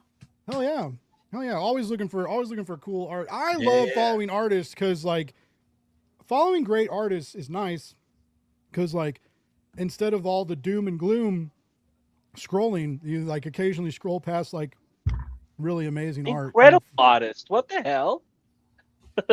Yeah, he's good. I'm gonna look at the chat real quick. I try to ignore everything. Like I ignore. Look up this guy, chat. He's really good. But yeah. Oh yeah. Definitely check out Raymond Brunson's awesome ass work, man. He's so killer. Actually, let me see. I want to make sure I shout him out properly. Give me 1 second. But yeah, David, you it is interesting going back to what you said about you were talking Real about taking quick, notes. not to interrupt. Art of Brunson on Instagram. Go follow him. At Art of Brunson, so same thing. Art of Brunson, like Art of Brunson. same Yep. thing. Yeah, find him on Insta, folks. Blow him up. Get this guy a million. I don't even have a Oh, million. dude, he's got more followers than me. He needs to follow you. He's got to start shouting. Yeah. Hey, all you people, come follow me and subscribe to my YouTube channel. I need it more than him. But yeah, when you mentioned that, you had to kind of tone down the script, but that the tone that's there now, it really, it's really good. I'm really happy with where it ended up. And I think that's what, like, Yo, that's perfect, dude. What is that comment? That's awesome. Thank you, Polar Knights. I needed that. That's good. Brunson appreciates it. Thanks for hanging out, chat. I appreciate it. More and more every week. The chat comes out. Like people watch the show, but more and more people are starting to leave comments, and it's fun and it's very nice. But yeah, everybody, you're always encouraged if you're listening out there. If you want to ask either of these guys a question about comics or art or the book, feel free. Let's talk about beards. What's up, Chris? Yo. Shout out to Chris Daly. Check out Fueled by Weird. Another great channel on YouTube. He's good people. Cool. Yeah. Anyway, but yeah, it's if you saw me without a beard, I had a mustache for a while. I just rocked a mustache, and I look like a child. I look like a giant cop baby, is what I look like when I shave. And so I just don't. No one needs that. It's fine. This is better. This is better. When I mustache, I feel like too many men on the internet feel the need to refer to me as a paternal figure, and I don't want that yet. Whatever. If anybody out there wants to call me daddy, you go ahead. I'd be fine with it. Like, I've been I'd be trying fine. to tell you this. There's an app called Growler. Download it on your phone. You'll be very happy. I don't even know what happiness is anymore, David. I don't even know. I know we're not here to talk dating, but I've been getting kind of popular on Threads, and it's Threads sucks. Whoa. Right, I know. Calm down, right? But it's pretty crazy over there. But it's fun, but you can't promote comics at all. Like if you try and like, I'm running this Kickstarter, like no one does shit. But if you're like, dude, I ate this hot dog and got really stoned, 500 people like it. It's yeah. ridiculous. Once that oh, how do I want to refer to him? He's like the monster that shouldn't be named. You know what I mean? That fucking. But like, then I'm like, which one here? Like, Yeah. Well, I'm talking about Elon in particular, but he's probably watching this because he knows when everyone brings him up on the internet, fucking insecure. Before he took over Twitter, I feel like that was like the main. Twitter was the best. I loved it. Dude, Yeah, I made a lot of money on old school Twitter. School Twitter, I could make posts for Kickstarter, and like, and literally, like, you could make a post, and people would click those links and go to Kickstarter, and you could show that, like, you could literally like see like motion and people sharing, and yeah, that got ruined. But yeah, things really changed with like social media marketing and marketing Kickstarter campaigns in general now, like with the new algorithms, with it's harder and harder to share links now. You know, there's all the little stupid games you got to play to like maybe get in the rotation to get your stuff seen. But yeah, like Threads is fun, and everybody's talking about thread crushes now, right? Everybody's got a thread crush, and we're all being silly and stupid over there, and a lot of men and women too. Like it's turning into that kind of sexy blue sky. I don't know if you guys have stumbled onto that. Like sexy blue sky is a not thing. Sexy blue sky. I've just been on blue sky. Oh no, there's a sexy blue sky doesn't get mad about nudity and stuff, and so you can post like new. They put a spoiler deal in front of it, but you can. It's like, okay, they're cool with the risque. Yeah, you can go full hog. You go full hog on Blue Sky, and just they don't care. I see. I don't know how. Like, yeah, every time I open up Blue Sky, I'm just like, whoa, I wish I had one of those.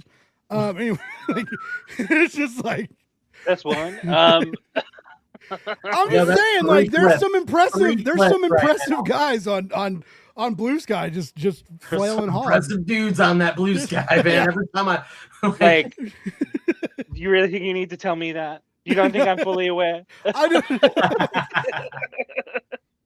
Fair. But anyway, so Threads is kind of starting to. Threads doesn't like full nudity, but anyways, like they've embraced this like thread crush culture and literally put out a Threads dating app. And so a lot of people, and they're charging for it, right? But like they give you like the first month free, and so a lot of people were thinking about oh, let's try it out and like see. And I thought about it for a second because I was like, I've gotten like a few DMs, and it's like, you know, I was like, maybe it'd be, but then I was like, I don't want to talk to people. I don't want to do this. And so anyway, it's very, social media is very strange. Like I on one hand, I can't live without it. On the other hand, I need it for work. And on the third hand that I don't even have, but in this instance, the third hand, like I want to like move to the forest and never get back online again, you know, even though I tried to quit doing this and I missed it. So like, I know I'd still want to like do my show, and it's hard to do this stuff and not be all, you know, like, I guess I could do this and never promote anything, but anyway, whatever. It's, well, then you're screaming into the void, which is like, what we all fear, what we all fear when we're making comics. Yeah, well, it's not that no one will read them. It's that we like, you know, beat our chests and shout out into the void, hoping that somebody will. Yeah. I mean, they don't, despite all of the performance that we do on the, you know, on shows like this. Well, it's like with this project in particular.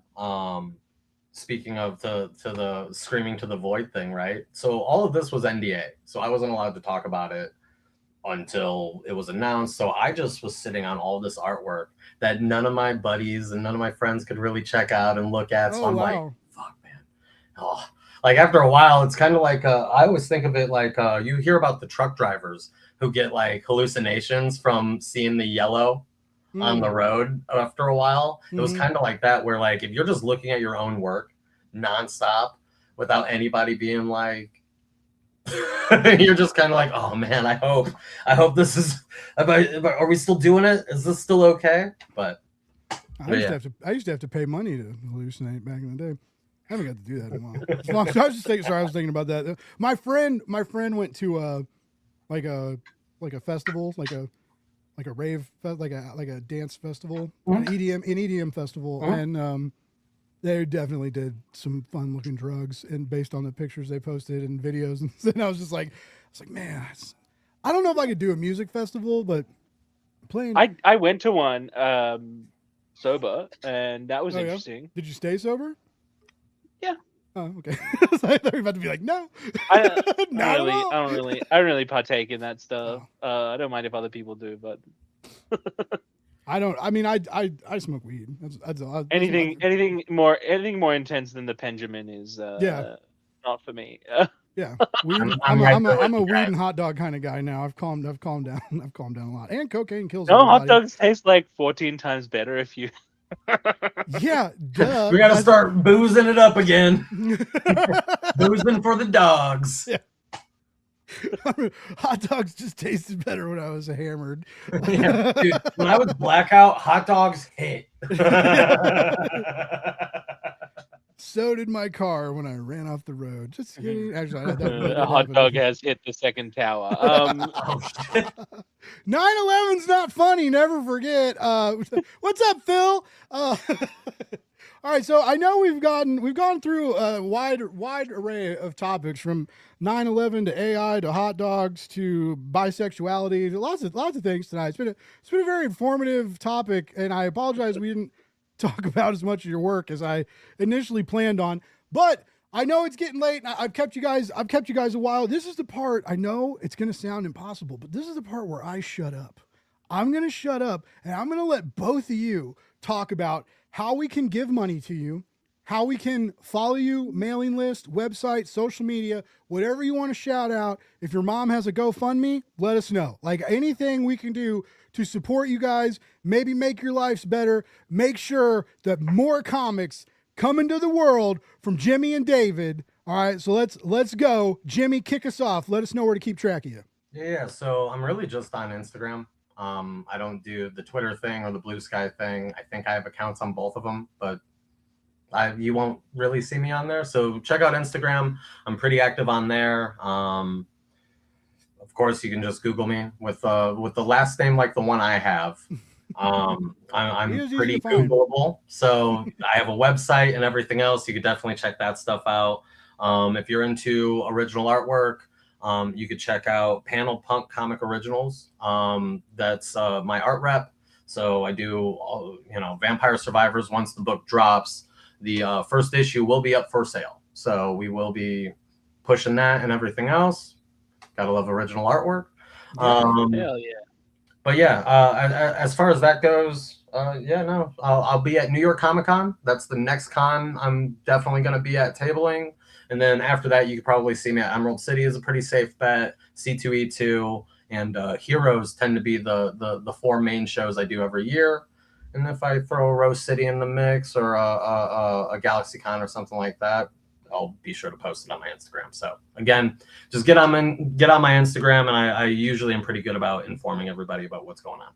Yeah. Hell yeah, awesome. Yeah, I would if I wasn't a poor man, Jimmy, I'd be snagging some of that art. I thought the whole noun was gonna be like because if I wasn't a poor. I say that sometimes, but I feel like it's offensive. And so, which is almost like a plague. I think we found the line, buddy. I mean, to be fair, I didn't pay all my bills this month, so I am a failure. So I can't say that. That's just living in today's world, brother. Right? Yeah, that's just playing the game. Well, I'm sure you guys know. I have invoices out. Just waiting for those invoices. That's the one thing that sucks about Kickstarter work, because it's I do like the pre-launch, and then so a month of pre-launch, a month of campaign. I ask for a down payment now, but then so it's 2 months, and then so almost 2.5 months before money comes in, and then if like campaigns get delayed, payment structure, you need to fix that payment structure, buddy. Yeah, I need to figure something. I think if people can I'm not good at this, pay David. up front, they should. just like obviously you can be flexible, but I think you need to get some of that up front. Well, I get a small, like I said, I get a start fee, but then I basically ask for 7% of the 7% of campaign funds. You do uplifts? Okay, Yeah. interesting. Oh, okay, Yeah. that's a bit different. So it just, but sometimes it works out, but like lately I've been working at the other job I got to do some big, like I did Joe Jusko's art book, and I was working with before I left I was working with Rob Guillory and Lehman on theirs, and left before that went live. But so I was working with bigger, so now I'm working with smaller clients, which is cool and it's fulfilling and it's great helping them, but the campaigns don't make as much, so the 7% it's hard being Blake is what I'm getting at. But we're not here to, I forgot, I lied to you all. I said I was going to shut honestly, up, and I feel like this is my vehicle to catch up with you. The rest is just set dressing. Sorry, Jimmy. This is my first time meeting Blake. So like I think we've followed each other for a while now. So I was very surprised. I was like, oh shit, I didn't even notice that. That was cool. Yeah. But yeah, anyways, but I do love working with Kickstarter, and I do love working with indie creators, and I'm not trying to complain, but waiting on invoices does suck. It's just not. I know it's tough out there. That's the freelancer life, yeah. I mean, yeah. we've all been there. Yeah, it's always 3 weeks till the invoice. There are some that I'm still waiting on.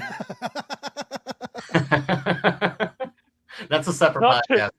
Not to refer back to the publisher that wasn't and now is again.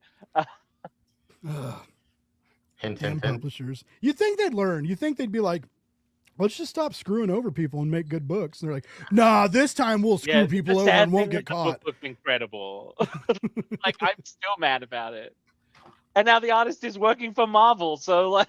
Oh wow, that's crazy. It literally went from that into working for Marvel, and I think we got an email at some point being like, "Do you guys want to finish this?" And we were both incredibly non-committal about it. Yeah. It's almost like. But in fairness, they never followed up, so like that's not on us. Well, I was about to say it's almost like you tried the first time. Yeah, right. Like, what are you supposed to do? I mean, stories for when we are no longer live. It's a doozy.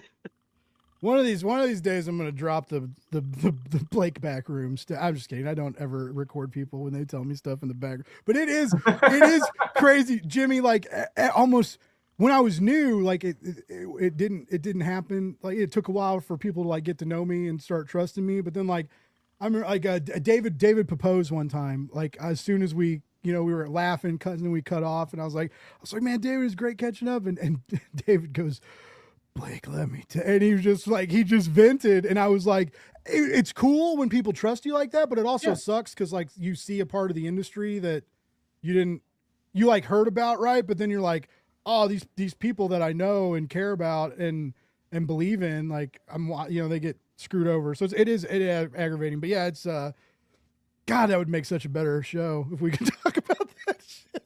But I also don't. I would hate that. That's probably the retirement show. You know what I mean? Right, when everybody's done and there's no more bridges to burn. Yeah. When the wrists don't work, so you can't draw, you can't make covers anymore. The arthritis won't let you. But it's the industry. I love this. I love this industry more and more. Like every day, even though the more it loves to kick me when I'm down, but I can't not love it. But I mean, yeah, it's a bummer to hear about. We're all Stockholm syndromed in, just like you. The more it does feel very like that at times, where the more it hurts me for some reason, the more I love it. Right? It's the definition of an unhealthy relationship. It's pretty common amongst comic book creators, it seems, though. Like everybody you talk to when you're first starting out, there's a lot of like horror stories, but then you realize that like everyone's kind of everyone has their own. So like it's just a matter of time before you also have yours, and then you also get to. Literally had this exact same conversation with Kyle Higgins at New York Comic Con one year. It was like almost word for word. It's just like, I know yeah, Kyle. everyone has those. Yeah, everyone has those. Fun fact: Kyle gave me my first image credit because I did one of those one-page backups like 4 years ago for one of the Radiant Black issues. Oh, sick. Oh, so you must know like Michael as well. What's the last name? Maybe I. Strudel. He's the editor of all the No, so everything I've only had direct. everything contact just with went Kyle. through Kyle. Yeah, Okay. everything's been directly with Kyle. I've never talked to an editor or anything. Even when I message now, just to like say hi or throw like, I'll probably send him this book. You know what I mean? Just to be like, check this out. You know what I mean? But it's always direct. I'll also feed back through the other way. Don't worry.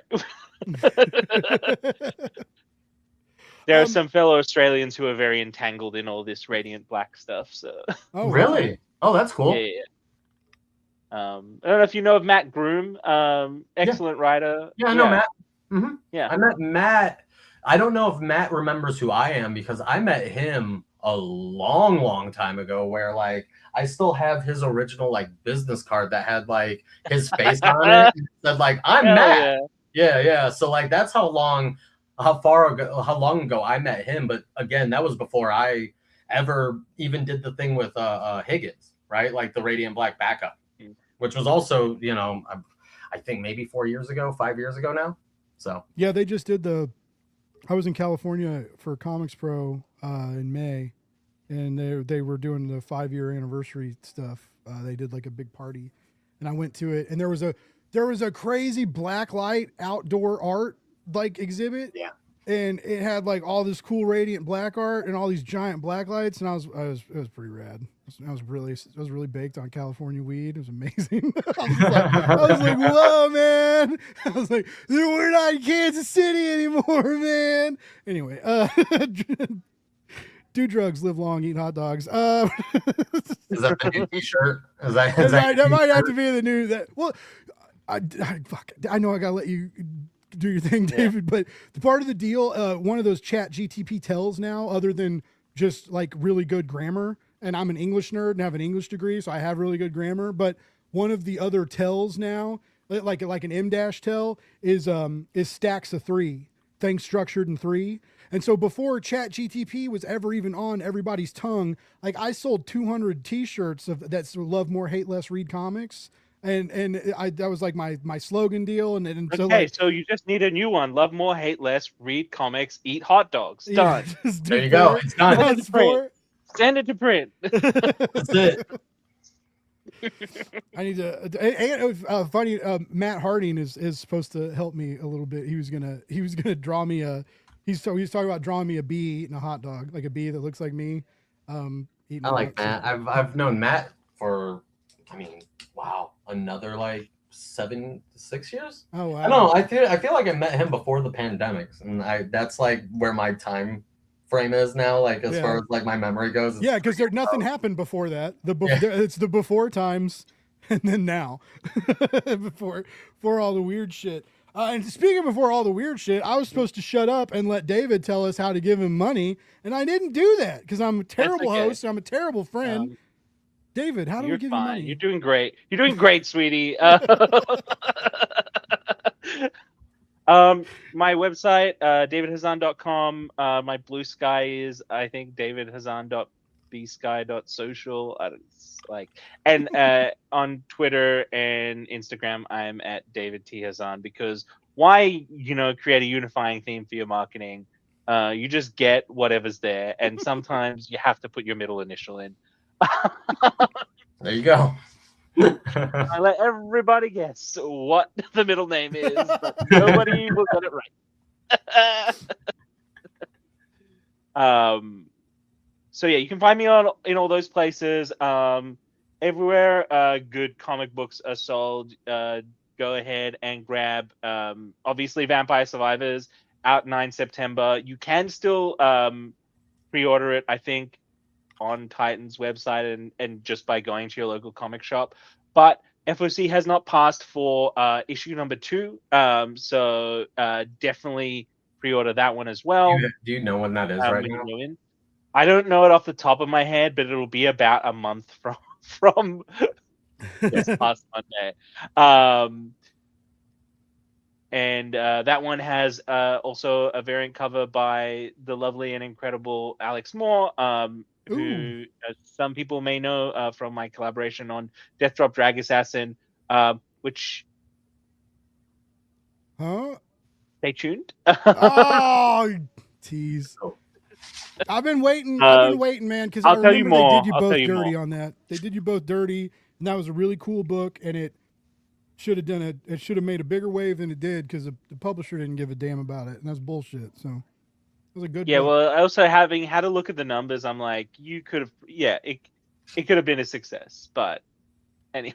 Well, I'm glad. Alex is. They're amazing. They're amazing. They are. If you go incredible back human beings. in the backlog, there's a solid 3.5 hour long conversation between David, I, and Alex. That was a really fun talk. And we talk about Death Drop Drag Assassin. And so before that was we actually talked about the comic book. We did. We talked about a comic book, and that was before the days. I may have been drinking. I don't know if I was still drinking then or not, but there weren't any hot dogs. There weren't any hot dogs on that show, but still a good time. Aside from Vampire Survivors, also in stores, if you really want to support me, go ahead and pick up there's plenty of stuff, that's in stores now. Nottingham Omnibus, pretty cool. I wish that like my package had arrived so I could like wave it at you, because it's like pretty cool to just have a like giant brick of a book. Yeah. David Hazan, you heard it here, folks, wants to wave his package around on Blake's Buzz. We'll get to that one of these days. Hey, you started it. We're not getting into the lore. We will not get into that lore. Oh, I forgot. Yeah, Jimmy doesn't know that story. No. I'm all new. Do it on air again. I baited you into it enough. Don't think overly about that turn of phrase either.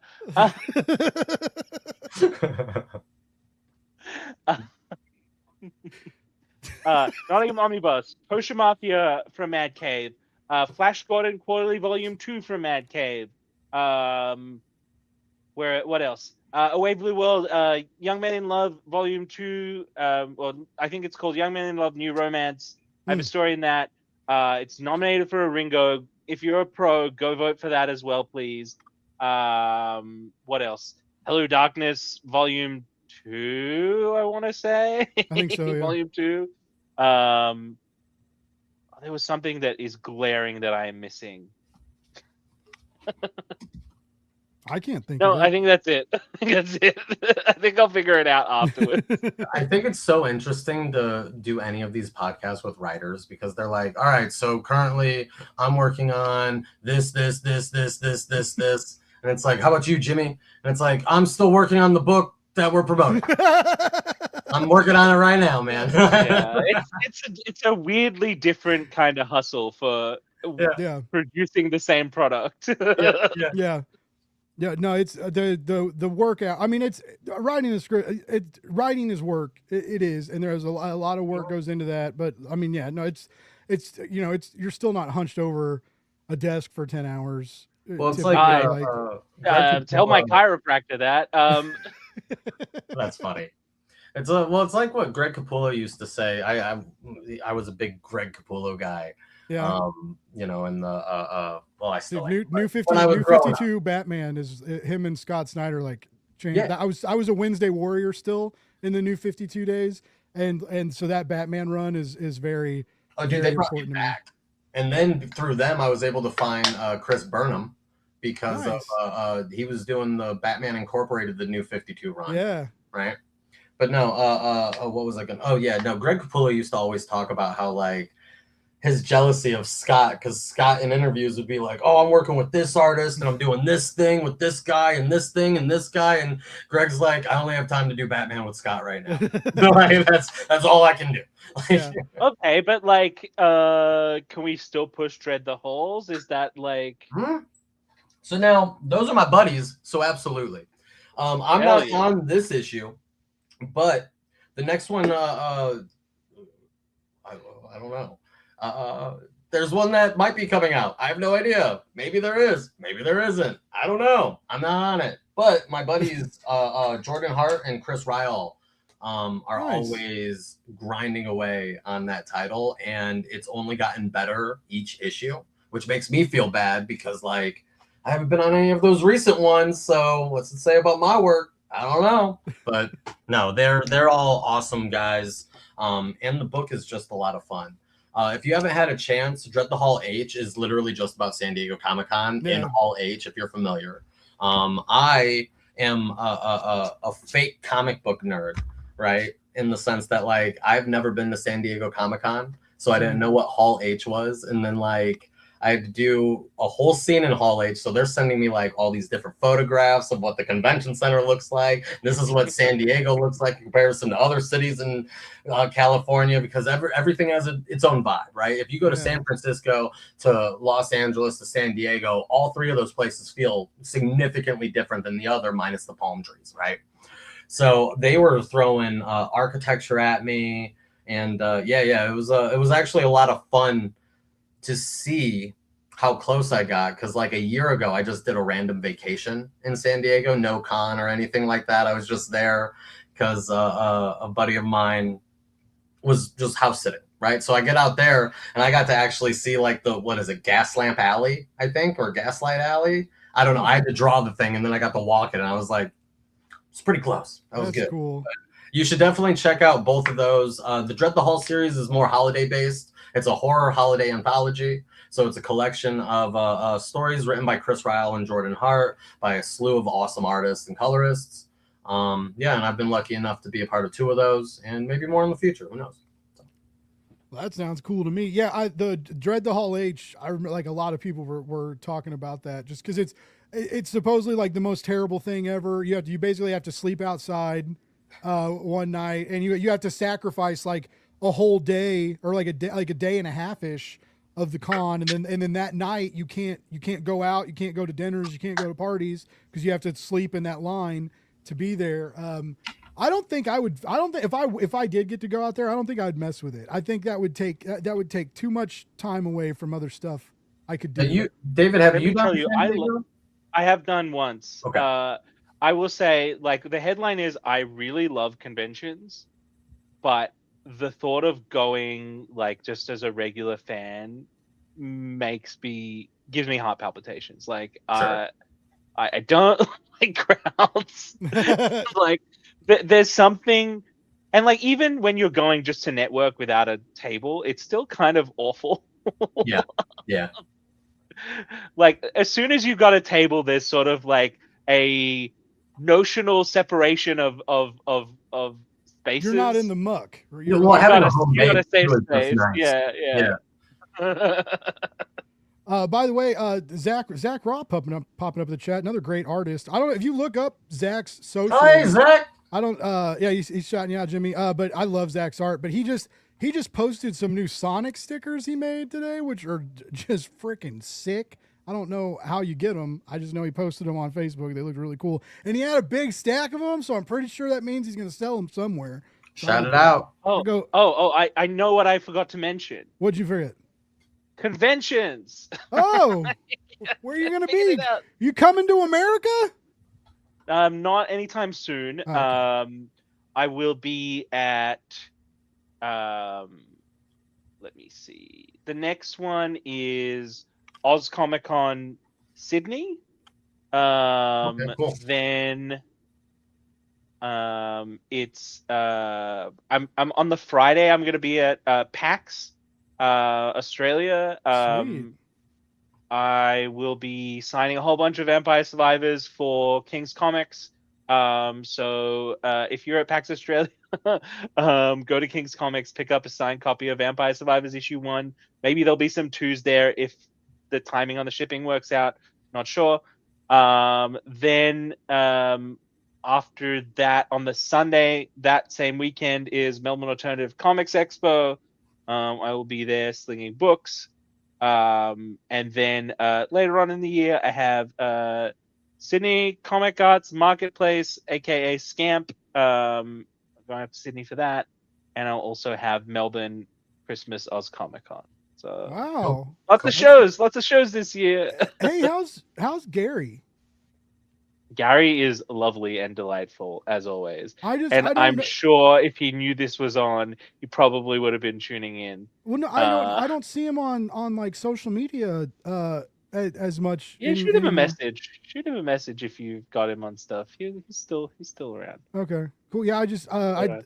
I just No, kinda he was thought- I gonna thought drive about- me up to Sydney, and then plans changed, I think. So now I'm gonna meet him up there. We're both gonna fly. So That's cool. Awesome. That's I won't share the nickname that I have for Gary on the internet because I don't think that's fair. But Gary is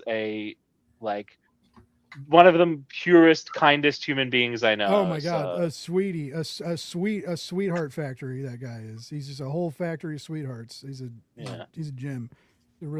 He sent when I used to drink. He sent me a couple bottles of really expensive scotch. The And- first time I was met Gary crazy. in person, this was after I think I'd done a story for the Australian publisher that Gary is associated with. And so we'd worked together, but never directly. And the first Okay. time I met Gary was like weeks after moving down to Melbourne. And I get greeted by this lovely human being holding a giant bottle of what I can only assume is quite expensive vodka. Yeah, he's a Gary's really good dude. And I helped him on a Kickstarter. I did some promo work for him. I'm so much better at my job now. Those too. Talgod books slam hard. You watch him sell those at conventions. Dude, yeah, he was well, and he was doing the. And I also helped they're him with the- great. Like they're obviously. very good and hilarious. And I hate Like, how good who he is could- at telling yeah. 2-page stories. Who could Like, he pull can- 2 4-page stories? Who could pull that off? And he can like move you. He can Yeah. move. He can make you laugh, or like make you feel a lot in a very small amount of pages, which is a very intense feat. Yeah. And also the art is all incredible, you know. Yeah. Like there's a Nicholas Scott story in there. There's a bunch of others like really awesome Australian creators as well, not just the ones that have been majorly exported overseas, I promise. That's Richard. I think we're talking about the same guy. Yes. Yeah. Not a, Yes. It's that Gary. It's It is only absolutely the Gary. same guy. Well, I guess there's two Garys. There's Gary the wonderful human, and there's Gary the snail. We're not talking about Gary the snail. We're talking about Gary the wonderful human. There's only two Garys. All right. So, this was such a fun chat, and it was like Jimmy. It was so great to get to meet you, like talk to you, and to see your art, dude. Like for real, you're a fucking force on the page, and if people don't hire you and have you do more books after this, I'm gonna be real disappointed in the industry. You're slamming it, dude, and like this series is gonna be like with the tone that David has up against your art and just the wildness of it all. Like these are gonna be 4 great issues that people are gonna be silly not to put on your pre-list or not to put on. They're your pull wacky list. as hell. They're wacky as hell. We start, I think, very sort of straightforward to set up these characters, but It you gets know, by weird. issue 3, I'll spoil the title of issue 3 for you. The title of issue 3 is Got Milk. Oh my god! And the way you just said that, you're like, "I'll spoil the title for you. It's Gut Milk." You did like a smile shimmy. You're like, Expecting like the most depressing shit from me. No, I love it. I'm so excited about it. I got to read the first issue, folks. I'm sure other press. I'm sure that those emails will be going out soon. I think, or you probably already have them. But press, if you've gotten an email from Titan, check. Like his issue's worth checking out, and hit these guys up. Have them on your show. They're really fun to talk to. Right? So like, let's get them some press. Let's get these comics some pre-orders. Don't call it an FOC. Just tell your shop you want to read some cool books. Oh shit! Hold on, Jimmy's going to show us some art. Jimmy's going to show us some art. Oh no, I hit the wrong button. Just kidding. I hit the wrong button again. There we go. God, it's so good, dude. It's so crazy how good it looks without the color too. Like, there's a lot going on. If Titan wants to do an artist edition, I got the scans. Hell That'd be a pretty book. All I right. will say real quick though, I will be Yes. at Zombie Unicorn Comics in Chicago, September 9th. The day the book comes out, I will be signing issues in shop all day long. And I'll probably be there the following day too. I'm not really sure, but guaranteed to be there September 9th. Zombie Unicorn Comics in Chicago, Illinois. That is the coolest shop name. Oh, dude, the people that run it are just as cool as the name. To be completely That's honest, like they're the guys that run that shop are, I mean, they're awesome. I love everybody who I spoke to from stores in Chicago have been like really delightful. Yeah, dude. Nice. Because I did a signing at I think Challengers one time. Yeah, I know Challengers. Yep. They were so lovely, and it was so easy to set up. Not to throw Australian stores under the bus, but I find trying to line up a signing is really difficult. Whereas it was just so smooth, and they were so nice to me. Yeah, cool, as they should be. Unfaultable. And yeah, I love my Australian comic stores, but also like trying to set up a signing at a convention with a store was a bit of a tricky situation. So. Yeah. See, where with me, lucky for me, these guys had asked me to be like a artist, like an at table artist for one of the cons that they were at, and that's how I met them and everything else. And then one thing led to another. Then I did free comic book day over at their shop this last free comic book day, and then here I am September 9th. So yeah, as far as I'm concerned, they're awesome, man. They've been only great to me, and they're phenomenal group of guys. Sweet. That's If you're in the Chicago area, check out the shop. And if you are, especially if you're in the area, go get some cool stuff signed. Get maybe even a remark. Maybe even Jimmy will remark it for you. Maybe mention Blake's Buzz. He'll give you a sweet deal. I'm just kidding. He should charge you more. Tell him Blake sent you, and he'll add $20 to the price tag. Guys, this was so fun. And like I said, I know it's getting late or early for David. I know he's got to get back to work because he's a teleporter. It's tomorrow already. What time is it for you, David? It's like 11. It's 12? 1 p.m. 1. Yeah. Oh wow, yeah, no, it's 11 for us. Are you Eastern, Blake? I'm Central, so I'm. Oh, okay. It's just I'm after Eastern, 10. yeah. So Time is weird. Let's talk about time before we leave. A real quick topic of time and its fallibility. All right, no. Anyways, this always Jimmy, if you ever come on my show again, you'll know that the exact same thing will happen. I don't know how to end a show. I've been doing this for years, and I don't ever know how to end a show. All right, folks, everybody in the chat, thank you so much for coming out. Thank you so much for leaving comments and shouting out. Remember to go pre-order this, Vampire Survivors. You can play it on Steam, and you can call your comic book shop and play it on your phone. You can play it on your phone. Wow, you don't even need a cool gaming PC like I bought. I was going to tell you that. I spent like the entire flight back from San Diego Comic-Con just playing this damn game. that's awesome. I think I want to try it because it's just looking at it, but like when you look at the reviews, like the amount of like 4 and 5 star reviews it has is ridiculous. It's like crazy high rated, but yeah, so it's got this cult following. You guys are building this new lore. You're building the mythos from the ground up, making this beautiful, getting an crazy, animated awesome series book. at some point. I think like it's crazy. Wow, doing big things over there. That's cool. I think Titan is really cool. I've been a big fan. Like what they're doing with Conan is awesome. Yeah. The Blade Runner books have always been cool. Like hell yeah! Shout out to Miller Brown. Yeah, the writer of a lot of those Blade Runner books. Those are great books. Those are great books. I thought I heard they were doing a Turok. Maybe I may be lying. I don't know. I know Turok's coming back. There's a lot. There's been a lot of licensing announcements on that part. See? Yeah. See, I told Jimmy I cannot end a fucking show for the life of me, dude. I'm not helping you, am I? It's fine. What? Love more, hate less, read comics. See you later, everybody. Oh, yay. Bye. Be back next week.